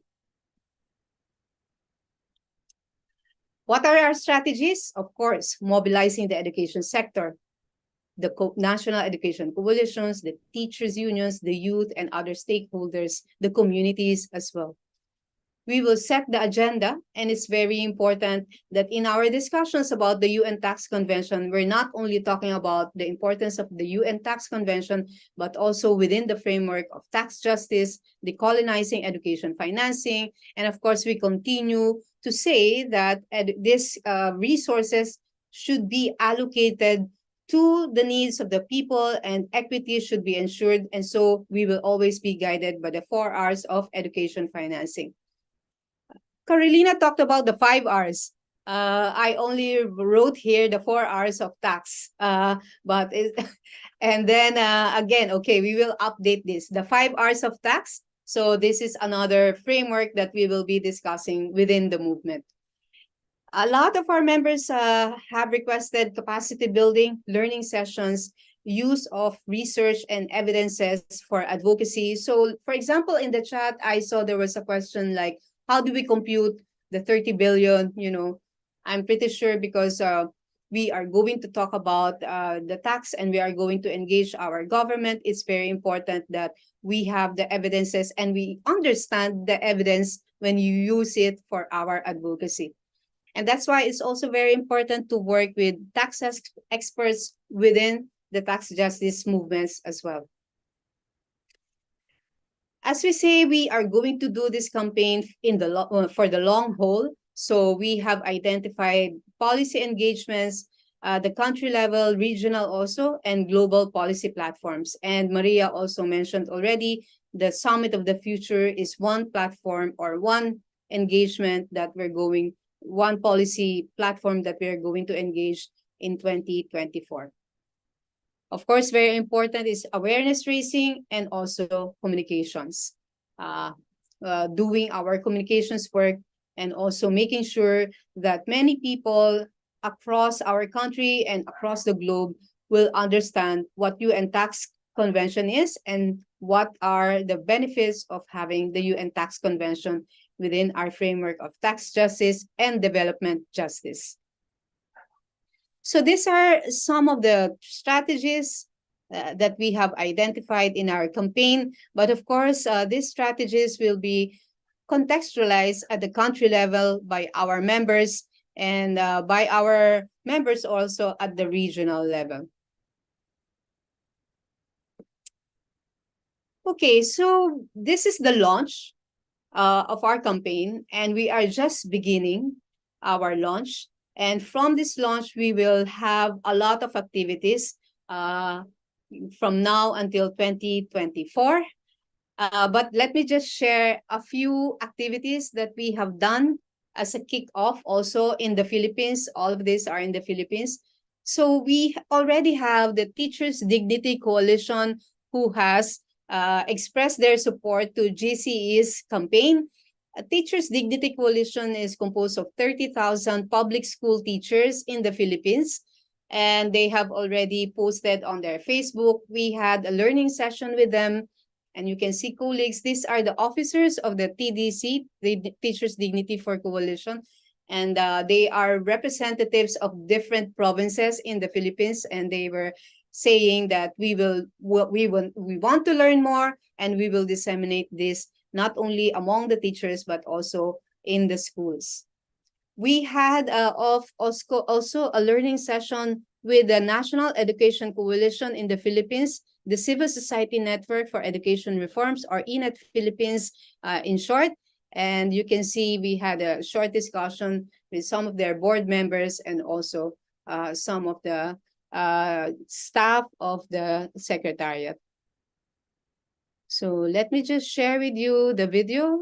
I hope you can hear.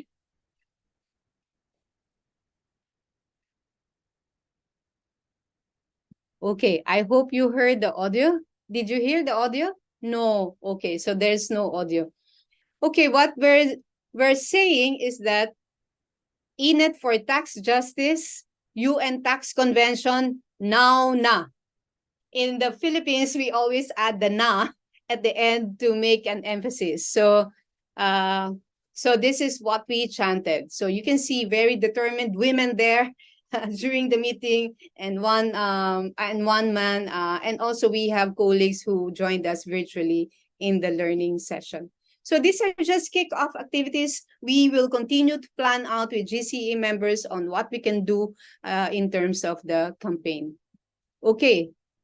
So now I give the floor to my colleague, Vernor Munoz, who is the head of policy, advocacy, and research of GCE, and he will share with us the engagement that we are going to do in relation to the UN Tax Convention campaign. So over to you, Vernor. Thank you very much, Tia, and hello, colleagues. Thank you so much for your participation. And yes, in order to join forces, we are planning to engage in several different policy and advocacy, international, national, regional, and local spaces. So just let me also recall that this is a relatively long work. I mean, after we get approved, adopted the convention, we still need to work in order to countries to ratify the convention in order to enter into force. So I mean, it's a long struggle, but we are very optimistic that the result will be very positive. So just let me quickly mention different spaces where we are going to work. We have obviously the civil society spaces, which is our natural space. Then we have the multilateral spaces, which are absolutely crucial in order to convince governments to support the draft convention and to adopt it. And then we have the regional spaces, and finally the local ones. So in terms of the civil society, obviously we are very much working with our regional colleagues, the regional GC members, which has a fundamental role in the advocacy processes.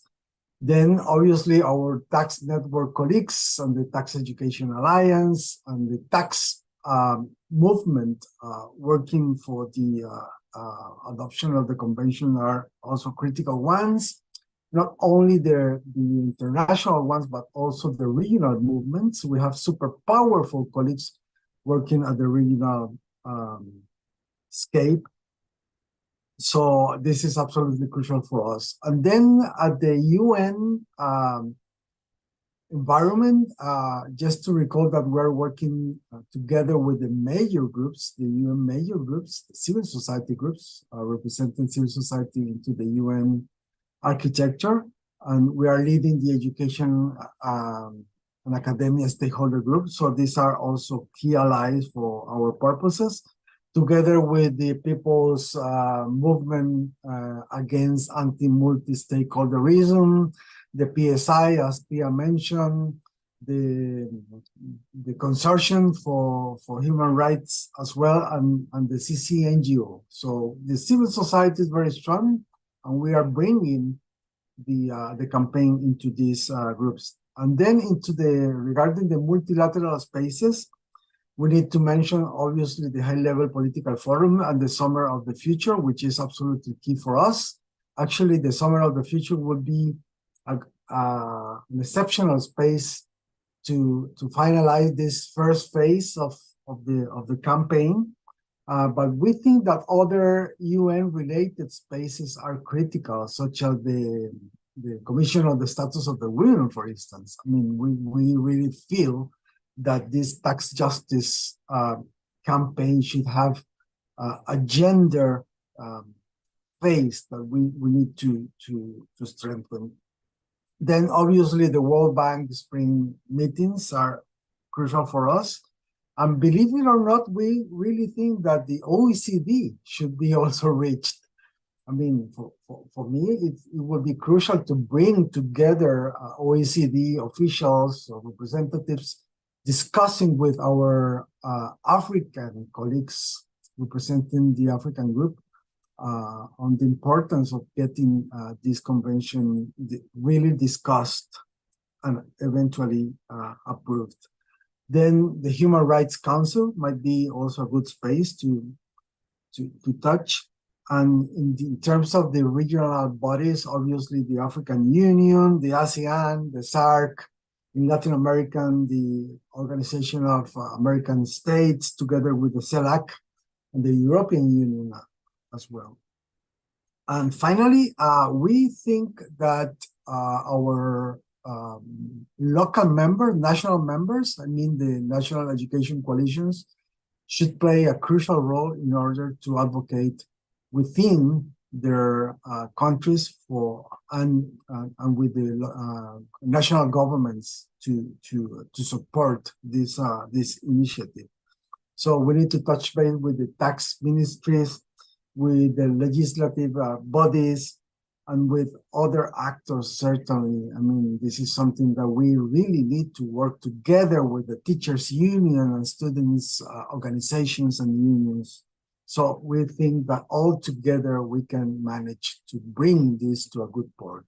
So sorry if I've been very quick with this explanation, but I don't want to lose time with things that are still under construction. So all your ideas are welcome, and we're absolutely open to hear your suggestions on how to move forward within these different spaces. Thank you.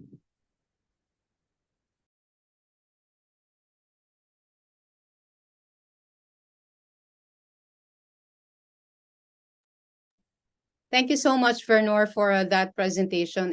And as you say, these are still work in progress, and therefore we will still continue to engage these GCE members and partners in this campaign. And now we go into the engagement part, and we have reflections from our constituencies and also from the regions in terms of what they have heard already in the challenges and also the framework and also what we can do. And so now I would like to, one moment. Yeah, I can see, I would like to call our members. One moment, please.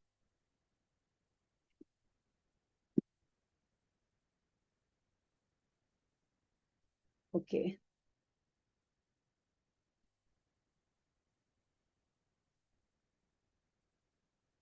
Apologies, colleagues. Okay. So we start with our the representative of our youth and student constituency in GCE. And we have with us Carmen Romero. She has a long history in the student movement. She is passionate about the role of youth and students in policymaking, and she is our passionate board member of the GCE representing, as I mentioned, the youth and student constituency. So over to you, Carmen, for your reflections and comments. Thank you very much, Thea. Dear guests, representatives of member organizations, colleagues and friends. Before starting with my speech, and despite the possibility of making some people uncomfortable or the possibility of being criticized by peers and colleagues, there is something I want to say, and I want to say it representing myself and myself only. And this is, which is that if this event would have taken place in the 40s, I would have felt the urge to stand by my own people in Spain being massacred by a fascist regime. If it would have taken place in the 50s, I would have felt the urge to stand by the victims of apartheid in South Africa. If it would have happened in the 70s, I would have felt the urge to show solidarity with the people from Chile. A year ago, I participated in demonstrations to call for an end to the Russian invasion in Ukraine. And today I cannot fail to call for an immediate and permanent ceasefire and for peace in Gaza and Palestine. Having said that, I am thrilled to be here today to represent the youth and student constituency of the GCE in one of the last events that we have before the year comes to an end. And I'm extremely happy that this is not only to discuss the need of a UN tax convention, but to celebrate that we will have one. As Maria said before, a week ago, a historic vote was held where 125 countries voted against tax abuse and in favor of tax justice.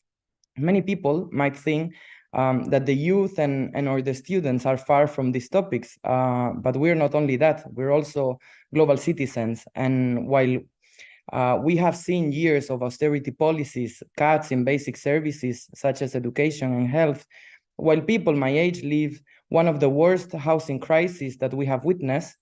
This historic vote also gives us hope, because this event holds profound significance for our shared future. The outcomes of such convention will have far-reaching implications for our lives, education, and the world we are inheriting. Not only we are building a solid foundation for multinationals, corporations, and individuals to stop exploiting gaps and loopholes in national tax systems to evade or avoid paying their fair share, but this actually goes hand in hand with the need of addressing issues of social and economic inequalities. Taxation is a critical source of revenue for governments, enabling them to invest in education, healthcare, infrastructures, and other essential services. The UN Tax Convention plays a key role in facilitating resource mobilization for sustainable development, aligning with the global agenda and with the Sustainable Development Goals. Before I continue, I want to take this opportunity to thank all the people at the GCE, Secretariat, and former and current board members, and all the colleagues from the Tax Justice Network and CSOs who have worked tirelessly to pave the way for this convention to exist. Thank you. As I said before, this event gives us hope, but also gives us a reason to trust and believe that institutions can do something for us and that it is not impossible to change things for the better. It's a political willingness. The sociologist Webb Dubois, who was an American Pan-Africanist, said once, "Strive for that greatness of spirit that measures life not only by its disappointments, but by its possibilities." The UN Tax Convention brings many new possibilities, such as resource mobilization for development, transparency and accountability, ability to address cross-border challenges, and the possibility of building stable economic relations and economies that are based on principles of justice and not charity. Dubois believed that capitalism was a primary cause of racism, and this is why we must keep pushing forward to make this convention useful for the ones who have suffered the most from the hardness of a capitalistic system imposed by the global North to the global South. This convention is only the beginning of a process that should make amends on years of exploitation, and it should address issues like ensuring sustainable and inclusive economic growth, decolonization of education, but generally decolonization at large, and supporting indigenous economies, among many others. I'm not an expert, but I do think it's time to correct once and for all the historical imbalances and to dismantle economic structures that perpetuate inequality. My generation has lost a lot of prospects for a better future. We barely have stable jobs. We cannot afford houses. We won't have pensions, most probably, and maybe we won't even have a planet to live in. But this is also why we won't have fear to keep on fighting. Thank you very much. Thank you so much, Carmen. Very impassioned speech, so thank you so much. And now, from the Middle East, we would like to, I can see from the chat, there's a hand up. I think it's in support of what you are saying, Carmen. So thank you so much. From the Middle East, I would like to call Refat Sabah, our GCE president, to give his reflections representing the Middle East constituency. Over to you, Refat. Okay, thank you. Thank you, Tia. And I would like to thank Carmen for her speech. Actually, what Carmen said is correct. I hope this kind of conventions will reduce the gap between South and North and end the colonialism over the South. From the Arab region, what I can say now, all of the people here in the region under shock. And I am afraid that the people will not able to get their psychosocial healthy very quickly. And most of the things that I am afraid of, that the people will lose their trust in all this United Nations mechanism. And this maybe will affect their ability to do advocacy on such things that not related to the human dignity. Because the human life is much more than the money, the funding. I can be in any movement fighting for the right of the people because I am the human. Because I am a human and I want to protect my dignity.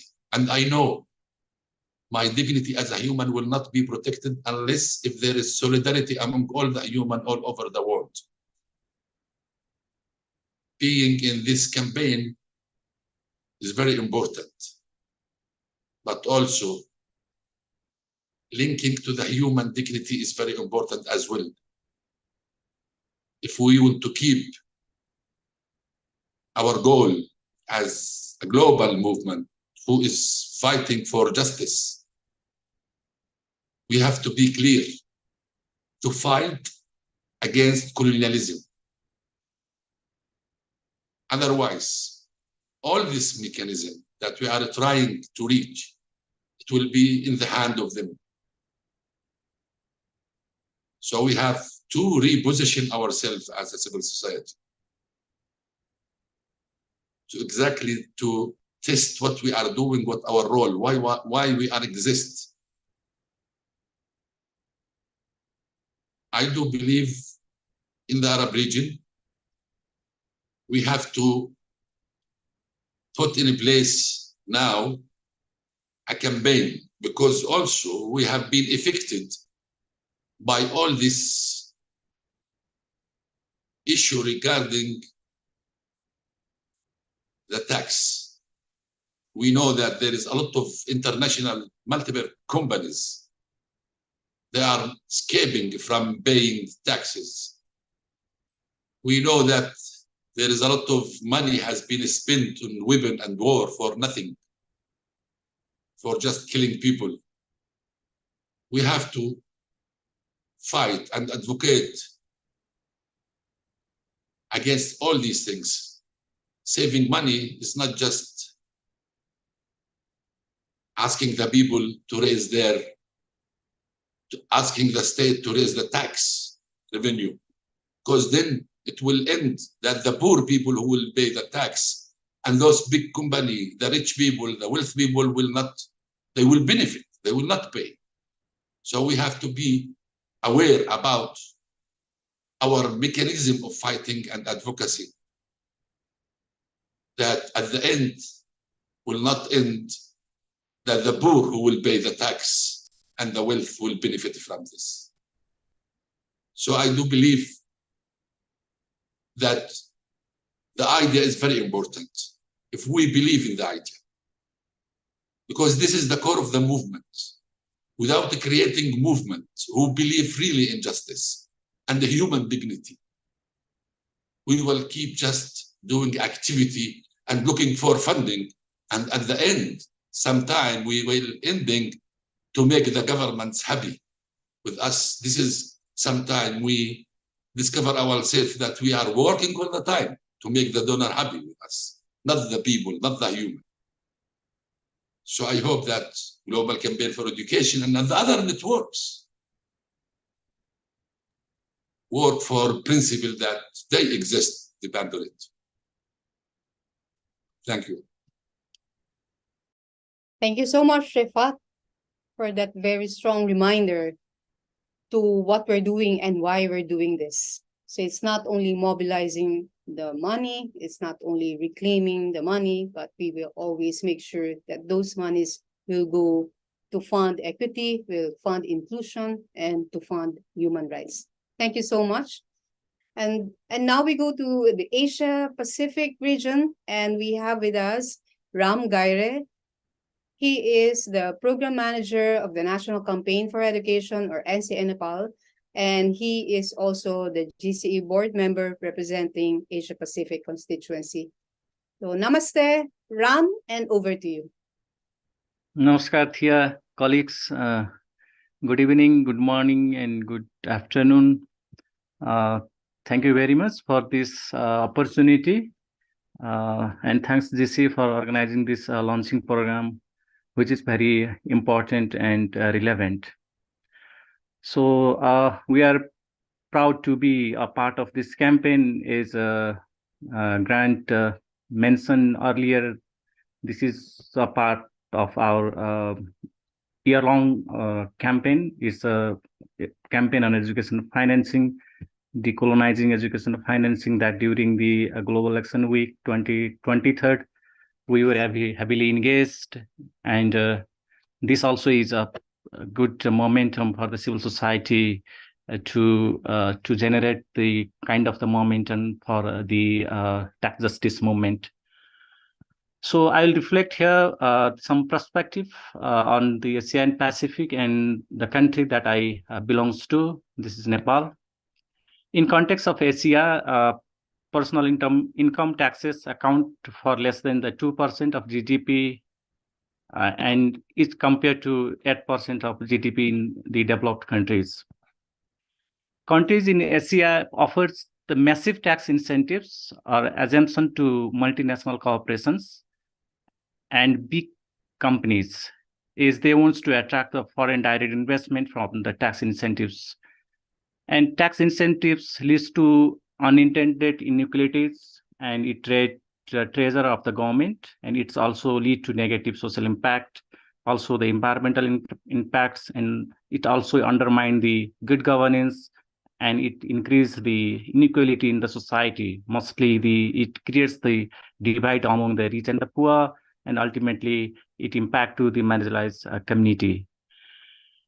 And if we talk in context of the Nepal, government exempted $92 million tax in last fiscal years.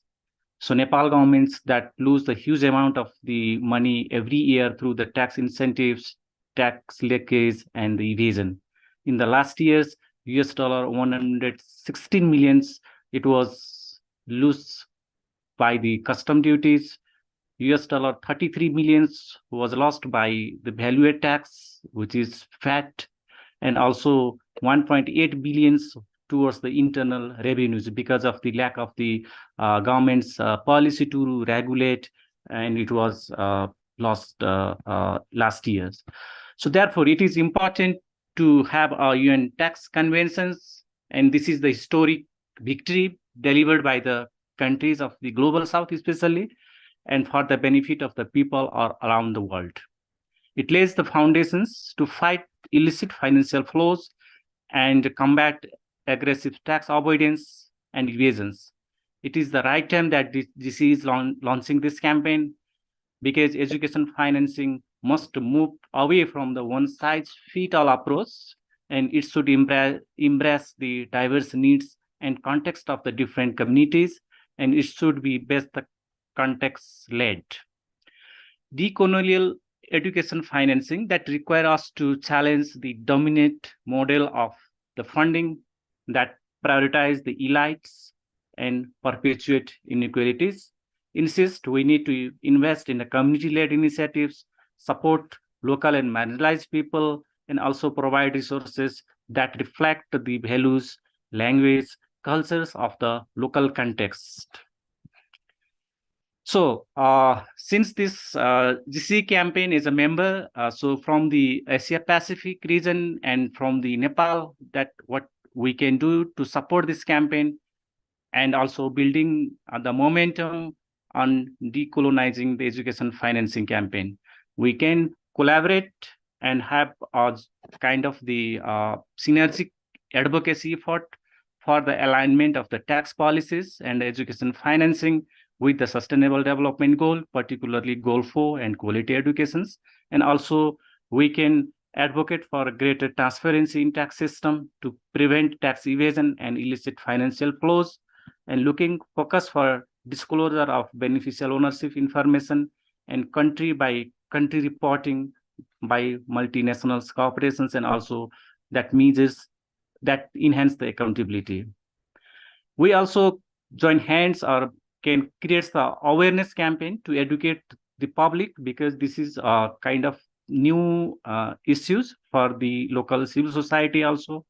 And also we can see what can kind of impact of the fair taxation and education financing, because it is taken as a technical, so but it is a political issues that every citizen need to aware of this, and every citizens need to take part on the decisions that is taken on in regard to the taxation. So that we need to create a local awareness campaign. And also we can contribute and local research and analysis that generate what are the areas that the government is losing the tax, and what can be the areas to improve, mostly on the existing tax policies and their implications on education financing, and also providing the evidence-based recommendations for the global campaign like GCE. And also we can recommend the local solutions also that can fit in a local context. Also, maybe we can collaborate with the national CSOs and also the policymakers, especially the Ministry of Finance and also resource ministries that mostly look after the tax issues, and also mostly the parliamentarians in the national level.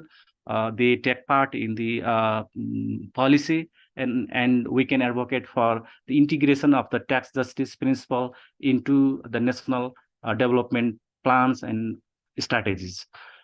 Just coming to the end, that what we are doing currently, just to share that is a national coalitions.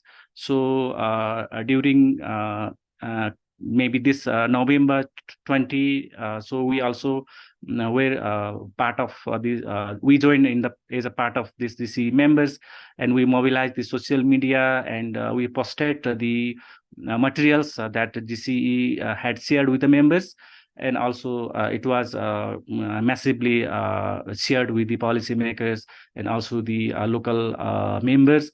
And also we localized this message in a language so that the local civil society, local people, they can easily understand and our message also. And also we are doing that domestic resource mobilizations campaign, because as we know that it's the countries they are trying to colonize is a result of the foreign aid. So maybe that the country need to strengthen to generate their local resources. So domestic resource mobilization also is a part, and also building the capacity of the local CSOs and raising the awareness. And most importantly, collecting the cases while mobilizing the media, and seeking kind of exploring the local issues also. These are some of the initiatives that we also are taking in the local level. So thank you very much, and we are happy to join hands and generate the momentum at the local and the regional level. Thank you very much. Thea, over to you. Okay, thank you so much, Ram. And indeed, you are correct that this is really not only technical, but this is a political matter that we should all engage at the country level. Thank you so much. And also thank you for your activities on November 20. Yes, I remember you had the social media dissemination of the messages, and which you have translated into the local language. Thank you for sharing that with us, and for being very active even before the launch. Thank you to NCA Nepal.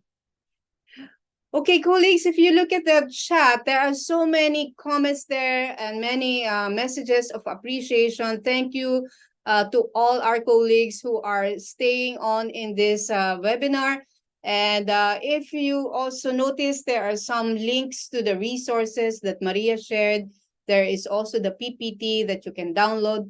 You can also look at the Q&A, very interesting discussions question and answer. Thank you, Liz, for responding to those questions and to all our speakers. Okay, so now we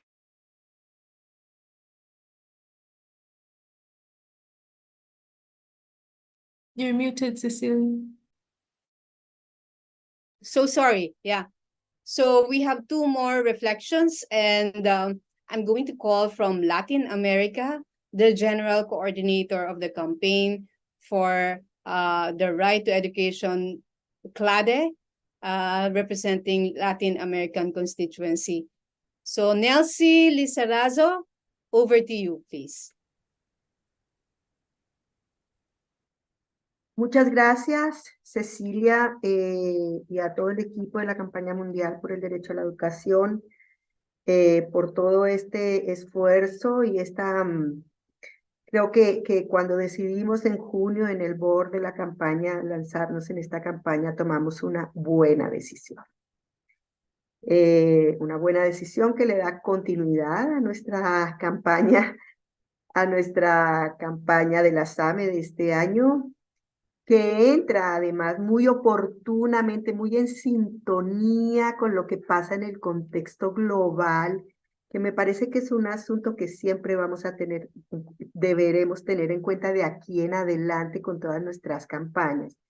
Cuánto se sintonizan con las tendencias, con el momento, con el contexto, para que ese contexto nos dé más fuerza, es lo que quiero decir, ¿no? Me parece que hemos acertado y nos felicito como campaña mundial por haber tomado esa decisión. Miren, la verdad es que las intervenciones han sido tan buenas, se han dicho ya tantas cosas que yo solamente voy a intentar hacer algunos énfasis y compartir con ustedes en lo que estamos en nuestra región, ¿vale? Y voy a tratar de ser breve, por supuesto. Lo primero que yo quiero enfatizar, y lo traigo de uno de los hilos que nos deja Rifat, con quien comparto absolutamente su enfoque, su posicionamiento.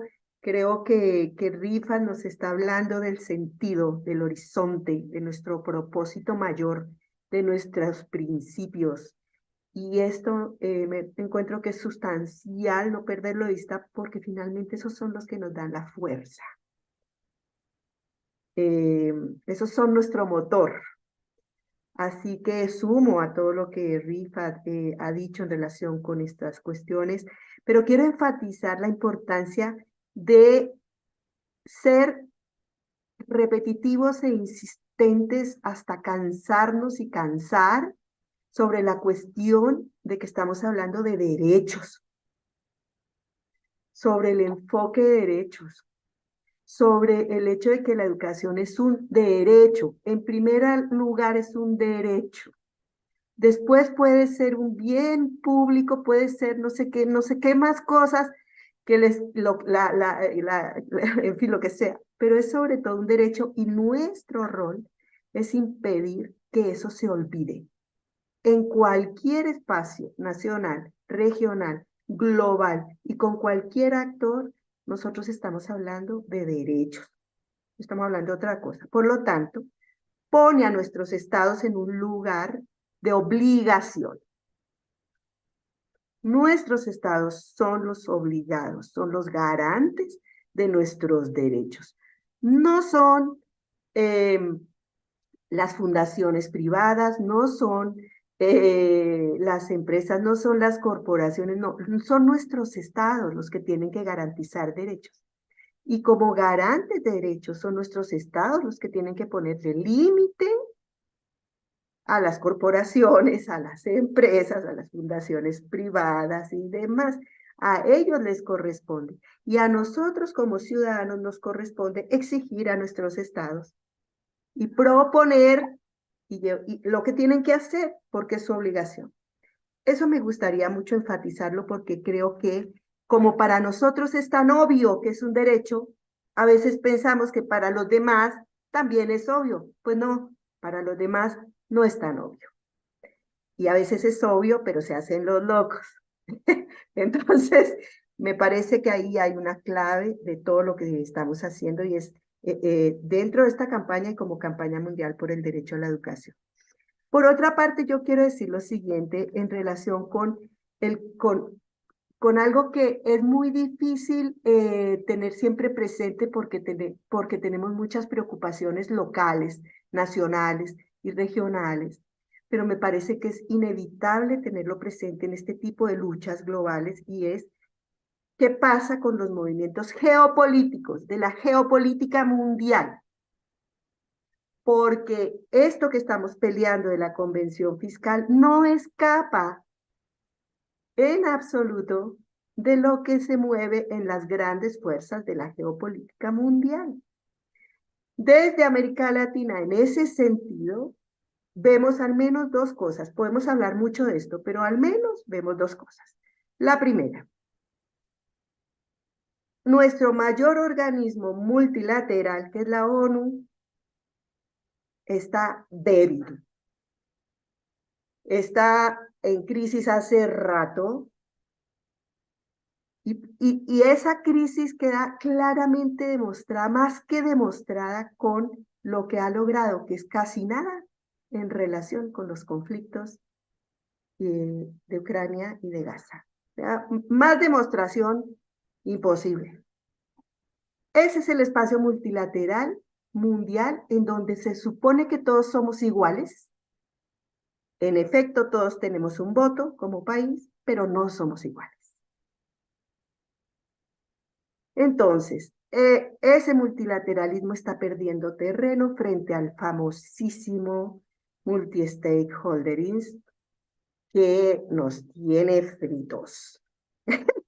No es lo mismo el multilateralismo que el multi-stakeholderismo. No es lo mismo y nosotros tenemos que estar muy atentos y ser muy astutos en nuestras estrategias de incidencia y en los diálogos que tenemos con los diferentes actores. Eso es lo segundo que quería decir. Este es un escenario. Y para América Latina hay otros escenarios que para nosotros son importantes y son importantes en esta lucha por la convención fiscal y en nuestra capacidad de presión sobre la ONU misma.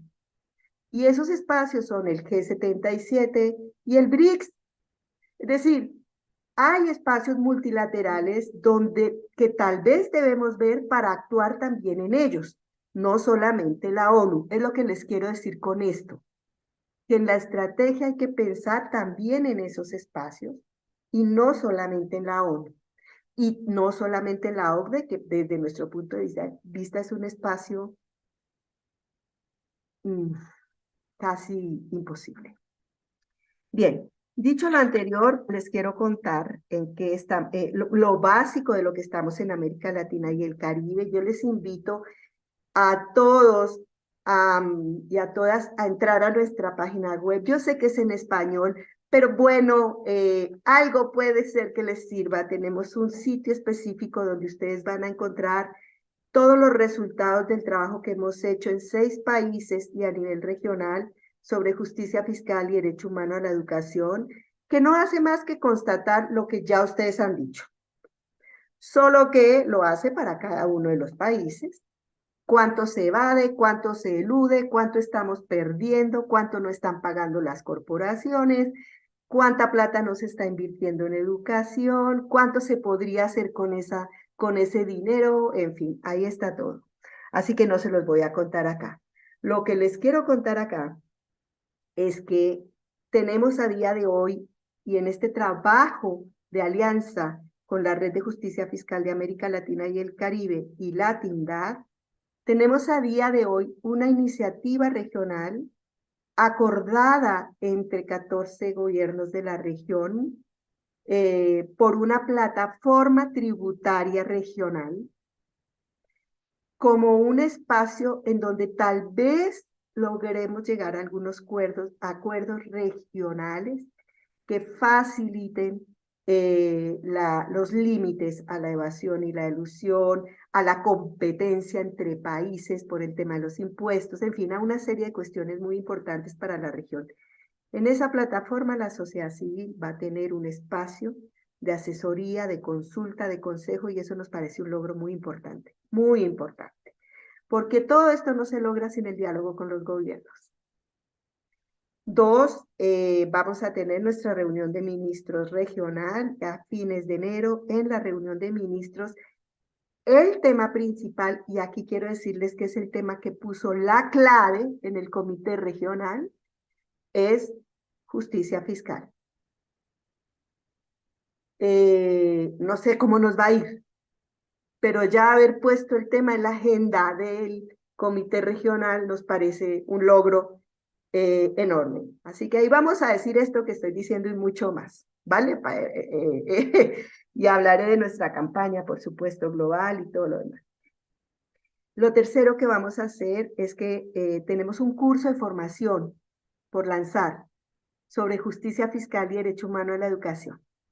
Vamos a aprovechar todos estos materiales que la campaña global está produciendo y nuestros propios materiales. Nos parece fundamental el tema de formar a la ciudadanía, a los movimientos, a los docentes, a los estudiantes, a todo el mundo en las cuestiones de financiamiento de la educación y de justicia fiscal. Así que eso. Cierro diciéndoles que yo siento que además de todas las estrategias que podamos imaginar en esta disputa de poderes en la ONU y en todos los espacios, porque es eso, es una disputa de poderes, es fundamental que nosotros fortalezcamos el trabajo nacional y el trabajo regional. Sin el trabajo nacional, sin nuestra gente suficientemente enterada y empoderada de la cuestión, va a ser bien difícil que una convención, incluso lográndose en Naciones Unidas, se aplique en los países. Entonces, esto nos parece fundamental. Y finalmente, sobre nuestra campaña global, miren, cuenten con América Latina y el Caribe. Ustedes saben que cuentan con nosotros. Nosotros somos unos apasionados porque así somos. Así que estaremos. Solo quisiera insistir en que es muy importante lograr cada vez más sincronía en nuestra acción. Y eso supone un alto nivel de coordinación. Así que, Ceci, tienes un gran trabajo, pero nos tienes dispuestos. Con esto cierro.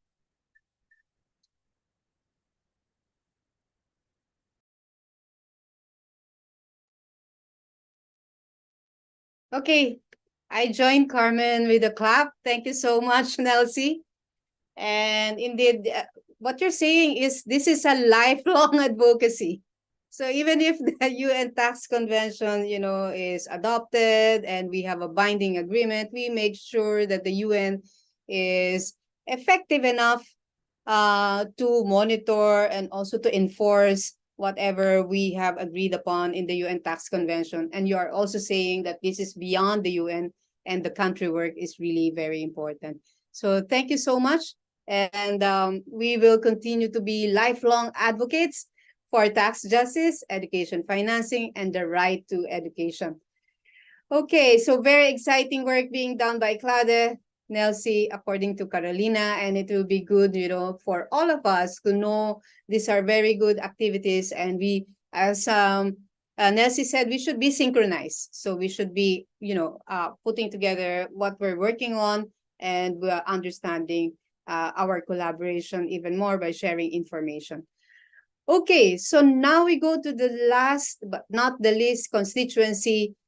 And always in this campaign, they are always saying, oh, we should do something around European countries. We should do something about the global north. What should NSC constituency do? All of this. So we are now going to call the GCE board member representing the Europe and North American constituency. Very important. So now I would like to call Palak Rao, who is our GC board member. So over to you, Palak, for your reflections. Thank you, Thea. I hope everyone's able to hear me clearly. Yes, you're loud and clear. Yeah. Thanks. I think before saying anything about today's topic, I also, in my own capacity, wish to express my solidarity, my deep solidarity with the Palestinian people. And like Carmen and others, sort of call for an immediate ceasefire and an end to violence and devastation in Gaza. I think it's really important to use all our platforms wherever we are to be able to say this out loud and clear. Having said this, I think thank you so much for inviting me and for all your informative presentations. I hope I had something useful with my own words after hearing everything from my colleagues as such. I think many of you have already said this, and it's important to underline that annually hundreds of billions of dollars are lost due to global tax abuse. And this is only exacerbated by the pandemic and the growing climate emergency and various conflicts and crises around the world, which have hurt the ability of especially developing countries to raise domestic resources and tax resources. Such loss has serious implications for people living in developing countries who are often at the receiving end of inaccessible and often expensive public services, such as education, health, and social protection, which are basic human rights that all states have responsibility for fulfilling. In the beginning, Rifat said this point, and I think it's like a running theme across this whole webinar, that without linking human rights with the issue of tax, we will continue to see inequalities and injustice in our societies. I think that's something that I really take away from this webinar today. And I think others should as well. As a leading education actor, I think GC's campaign on the UN Tax Convention is coming at a very important and strategic moment. Financing of good quality public services is a call that, from what I have seen in the conversations I've been having in Norway, but also other parts of the world, is not only something that resonates with amongst us as education actors, but also in other fields, those working on climate change, in the field of healthcare, etc. There's a lot of momentum in the international community more broadly to put in place a global tax system that is democratic and that strengthens public institutions, as well as has human rights, rule of law, and sustainable development goals at the heart of it. And I think that's extremely important. The November 22 vote in favor of kickstarting an intergovernmental UN tax process to negotiate a new UN Framework Convention on International Tax Cooperation. It's a mouthful. It's sort of it's long been in the making, I have to say. And it should be seen as a really big step towards establishing an equal footing in the development of global tax standards and, by extension, disrupting power structures in the world. I think that's a really important point that also my other colleagues have been making repeatedly.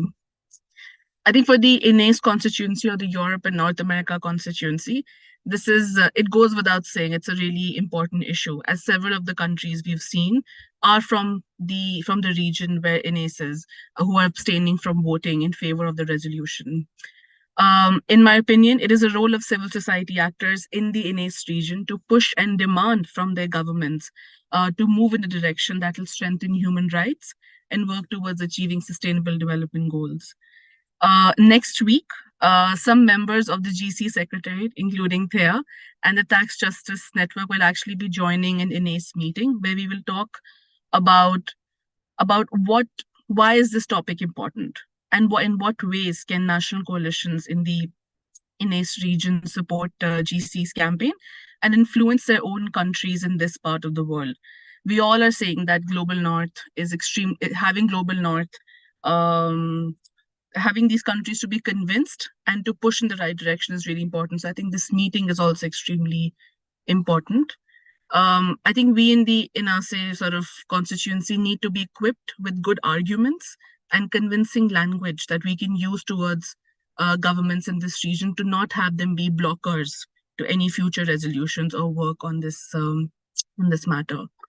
I think one of the numbers that Carolina here mentioned that really stood out for me as I tried to wrap my head around it was that if lower income countries didn't lose $30 million in tax havens every year and instead spend 20% of that extra tax on education, more than 20 million children will be able to attend primary education. I'm still trying to fully understand what do those numbers mean.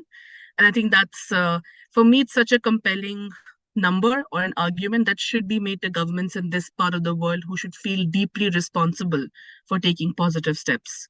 I know that Gevorg, who's the other INACE representative from Armenia with me, we are really excited to find ways to grow support for this in the INACE region. Some of our national coalitions in INACE are already working on this topic. So I think it's a very natural fit for this campaign to have a home in the INACE constituency as well.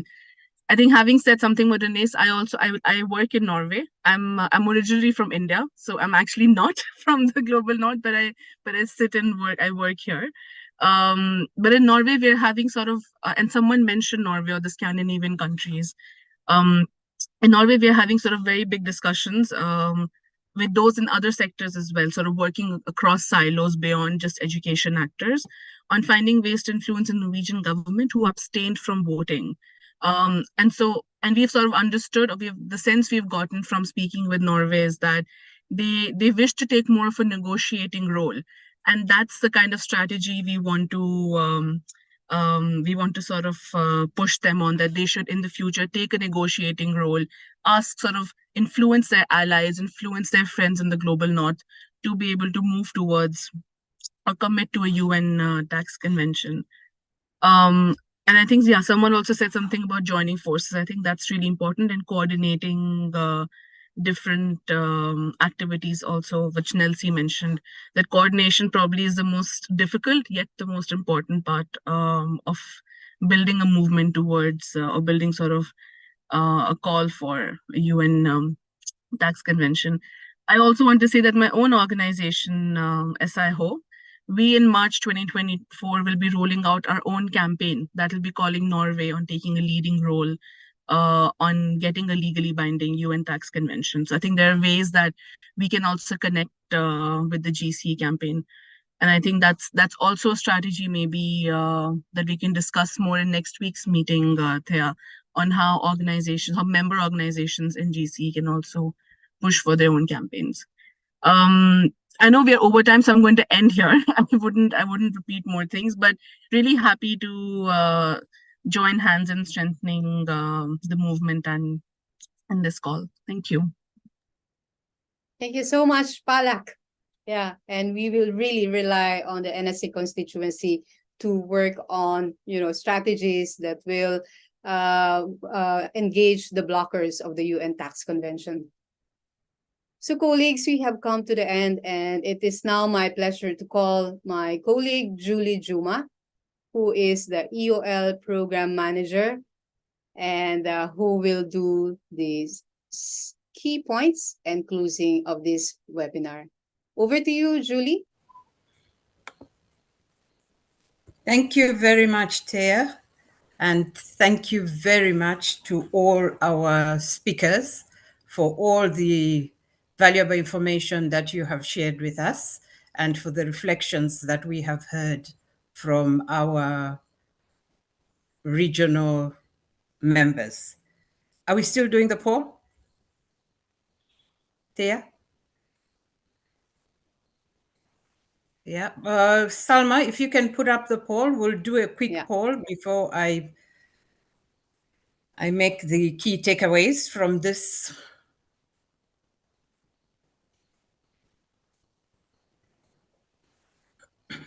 Okay, so you've seen this before. It was put up before the first poll. So please, can you quickly choose what new knowledge did you learn from today's webinar? Choose 2 responses. And then what is needed to effectively campaign for the UN Tax Convention in your country or region? Identify top 2 needs.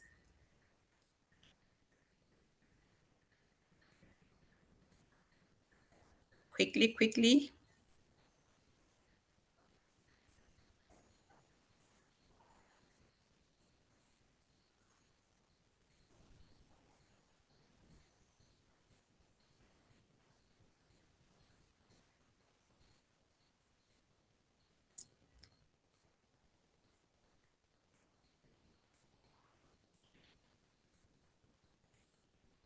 I can see 0 of 2 answered. I don't know if people are answering. Can Is we it- leave it? Can we leave it open for people to continue responding Yes. whilst I continue talking because of time?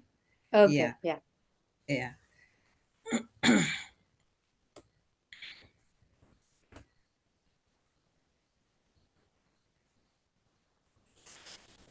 All right. So as I was saying, thank you very much for all your contributions and your presentations, which have made this launch to be very, very rich. And I would like to thank the GCE members, board members, for having approved this UN Tax Convention campaign to be taken forward, because it's really, really timely. From what we have seen from the presentations that have been made today, we really need to have this campaign and ensure that our countries are not losing all the taxes that all the resources that they are losing through tax avoidance. I would like to echo what Palak was saying about the tax statistics, that the glaring statistics that have been presented by the Tax Justice Network. I think that's a very rich resource for us to use as evidence for this campaign. 480 billion lost to tax havens. And the amount that has been highlighted, the over 30 billion that is lost by the 27 low-income countries and 36 lower medium-income countries, which could educate about 21 million children. So this is the evidence that we need to flag in our campaign, because governments react when they see evidence. So let's make sure that we do utilize this evidence. And thank you very much, the Tax Justice Network, for producing this report annually. It gives us that information that we need to have a credible campaign that has the evidence. I would also like to highlight what Nelsie has said about this being a lifelong commitment.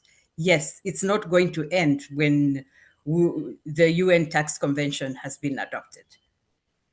We need to continue, because by having this UN Tax Convention, it's not an end in itself.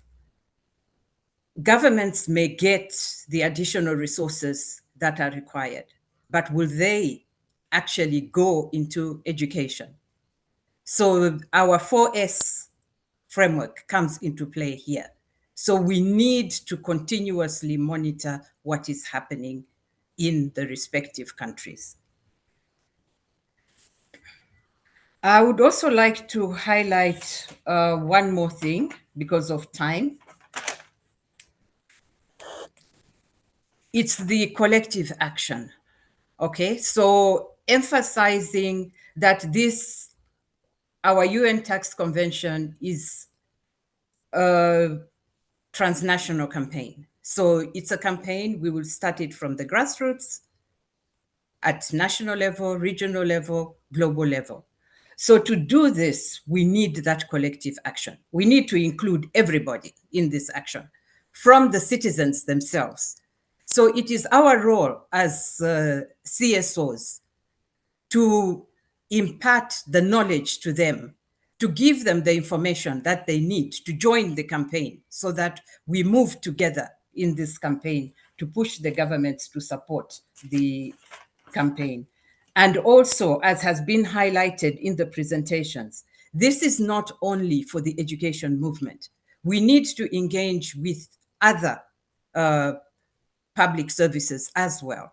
So we are working with the tax justice movement, but we also need to engage the health movement and the other public services, because this UN Tax Convention will benefit everybody.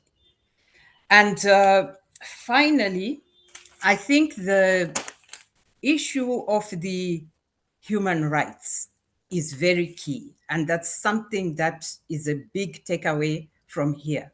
We should always put human rights at the center. Whatever we're doing, do it with a human rights lens. So I think I will stop there, but I would also like to thank our interpreters for the good interpretation, which has made it possible for everybody to be able to follow the launch. All our speakers, Thea and the GCE team for all the great work in organizing this launch. And just to say that this is just the beginning.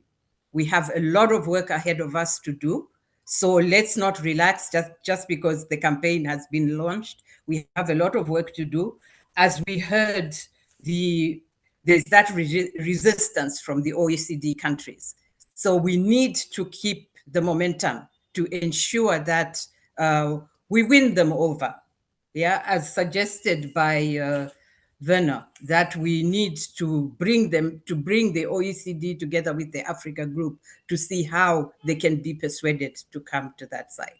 So thank you all very much for the great launch, and let's continue working together. Thank you. Thank you. And now we're going to have our photo ops. Okay, one photo, and Werner already raised his hand. Okay, those who have a video on, can you please put on your video, turn on your video? Okay. Thank you so much for all your active participation. Okay, I'll take a photo. Okay. More actions to come. Thank you so much, colleagues, and thank you to all the participants and speakers. Bye-bye. Thank you. Thank you. Bye. Thank you to the Secretariat for all the work. Thank you. Yes, we'll see each other, more of each other. Thank you so much.